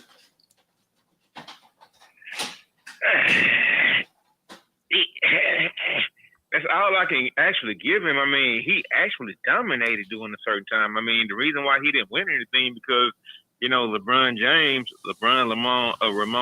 was in the league or whatnot. I mean, it was hard for him. We can't even say that because he beat LeBron in the playoffs. He just ran into Kobe. So, like, no shame in losing to that guy. That was his one final. Mm-hmm. Right. No shame. No, he it was one. No, I'm just saying he's been there twice. I think once he had teamed up with James Harden, I think they probably should have did a little bit more than they did. But that was a young James Harden who really didn't have a grasp, you know, the whole guy who wanted to go to the strip clubs every night and whatnot. I mean, that was that James Harden. But, I mean, Dwight Howard, he probably can go down as one of the most athletic big men ever in the league. Even more athletic than Shaq. Not more skilled than Shaq, but this played more athletic than Shaq. Not young Shaq. I'm about to say young Shaq. Yeah, young Shaq was in Orlando. Yeah, I think right. Yeah. That's a tough one. That's a tough one right there, bro. And if we're really honest, you talking about athletic bigs, young Dream, young D-Rob. What? Nah, man. I don't know if I go that far. Man, you see that dude, how he just went up and got. I mean, you know what? Now, I'm from H-Town, so I understand that a team is probably like the litmus for like athletic bigs. So I'm not trying to put him there. Right, but as far as like going up and getting shots and doing things like that, man, you can't sleep on Dwight, man. No. There. Yeah, you know, I mean, I don't know why those guys. I mean, because you know what? The thing is, Shaq will call out a lot of different players, right? But he'll call out a lot of different big men. Mm-hmm. But the other day when it came out to calling out players, he gonna come with that BS time about I don't want to talk about players' money when it came to Jimmy. But bro, you don't came out talking about everybody else's money, homeboy. You came out talking about Rudy money. You came out talking about everybody else's money. But you don't want to come out and talk about Jimmy. So can I interrupt you for a second? I think that you got it, bro. I think that Shaq feels like when it comes to bigs, he has a right to talk because he's one of the greatest ones ever at the position. So I think he feels very comfortable in addressing bigs and how good they are or are not, or their deficiencies, whether or not he feels that they need to be making what they're making, G14 classification, you know what I'm saying? So with that, I think that's why he says that. But if you know, he doesn't talk that way about other positions. That's kind of my thought on that, the way he talks about players today. So you saying Shaq is the big man aficionado of 2025, 2024, 2023? I mean, I'm saying he believes he is. I mean, and when you know that platform to do it, right, and when you know that you would dominate. Oh my gosh, sorry. When you know that you would dominate all these cats that call themselves supposed, great bigs, it's hard for you to sit there and be quiet about it. That's what I think. I could be wrong, but that's what I think. I mean, but Shaq absolutely disrespect every man who's in the league right now, because there's no big man right now who likes. I mean, possibly Joker. No, there's no big man right now who played in the 90s or whatnot. Agreed. Early 2000s. I mean, we don't have that right now. No, it's a lost art. Mm-hmm. That's correct. So, I mean, we can blame AAU. We can blame anything by the lost art form or whatnot. I don't even like it because I grew up in that era. I mean, we don't have big men right now. Right. I mean, but for you to just come out and say the other day, like, I don't want to talk about guys' contract, I thought that was a straight B move. I mean, by Shaq. I mean, I understand he played in Miami with Pat Riley, and Pat Riley got rid of him and whatnot, but that's a straight B move, dude. You can't talk about other guys' contract. I mean, talk about how Rudy Gobert and all these guys getting overpaid, and then all of a sudden, when it comes to Jimmy Butler, I don't want to talk about the contract. That's the only reason why. Hey. Nah, I hear you. Do you have anything else for me, Larry? Hey, Bruce. Hey, man, good show, man. I appreciate that, brother. Prosperity. I mean, all right, bro. Thank you so much for the call, man. I appreciate you. All right. Yeah, I guess we're going to leave it right there, y'all. Transform, you got anything to add on the closeout? Yeah, no, we good. Okay. Stop. Oh, man. What? All right. All right, y'all, man. Listen, thanks so much for joining the Format Podcast tonight. If you haven't already on the way out, make sure you hit that like, that subscribe, that share button, do all that. And if you feel so inclined, make sure you join the channel. Appreciate all of y'all. And we will be back, Sunday morning. Might be back before that. But if you're college football fans, enjoy the 2 semifinal games. If you're NFL fans, enjoy the NFL playoffs, the wild card round. If you are just football fans in general, enjoy all that. Wait, before we go, here's Bruce. Why does dude always calling it? All right, let's take this. Bruce, you lucky, man. We were just about to like close the show down. But go ahead, man. Transformer always trying to end the show earlier, man. We ain't on your time, Transformer. Man, ain't nobody trying. It wasn't even me.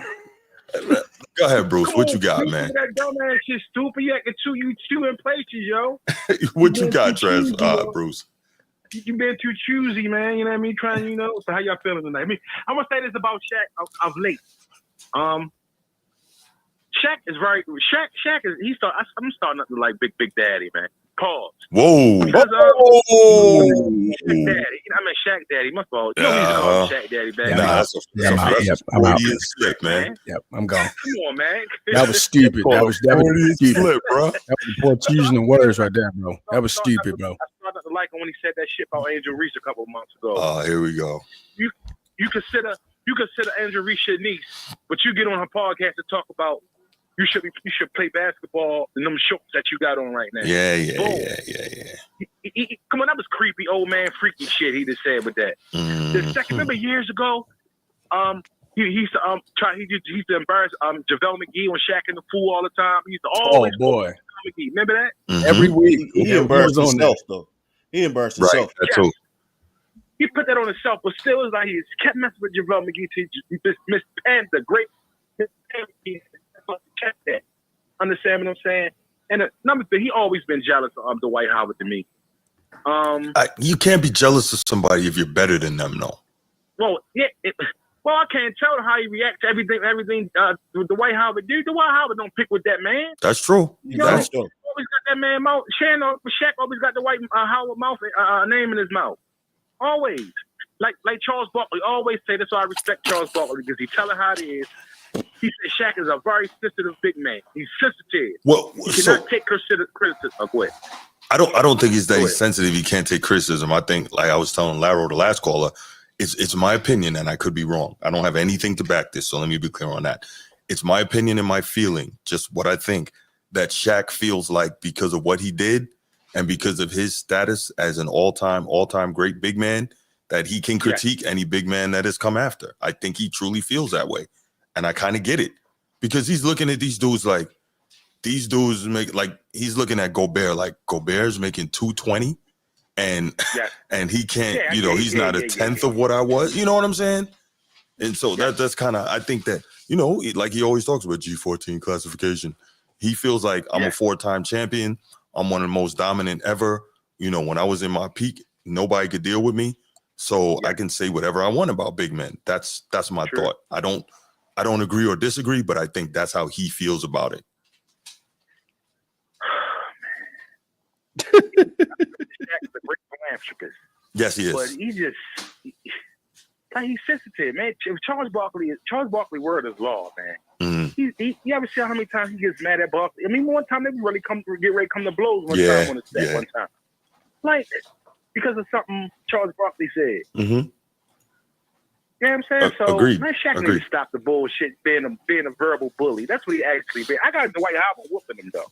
Yeah, now, you sound silly. I ain't seeing that. I got him whooping him. Fisticuff? Nah, I can't see that. I got him whooping Shaq. Nah, bro. Shaq can't move no more. Nah. Yeah, Shaq but can't move no more. Listen, young Shaq. He land one. That's good night. He lands one. Maybe that is Shaq good night. I can't see. Hey, dope. So he, man. So Shaq need to cut the book. Uh-oh. Yep, there go that phone again. Man, I'm gone. Man, I ain't gonna mess with. Bye, stupid. I holler at Damn. All right, B. Gene, hit me up, man, tomorrow. I'm back. We're kicking Gino. All right, bro. I will. All right, soldiers. All right, B. All right. All right, another good call from Bruce. So we can go ahead and gotta stop this. Oh my goodness. But listen, y'all, thanks so much for joining the show, man. We appreciate it. We're gonna wrap it up and leave it right here tonight. So y'all can go and do whatever you're gonna do with Joy Taylor. I don't know what the deal is there. Y'all been wilding out in the chat the whole time. But y'all have a great one, and we'll get back with you on Sunday. And like I said, might have some programming, some content before that. But just enjoy the playoffs, college and pro, and we'll definitely be back to talk about it. All right, y'all. We out. Peace.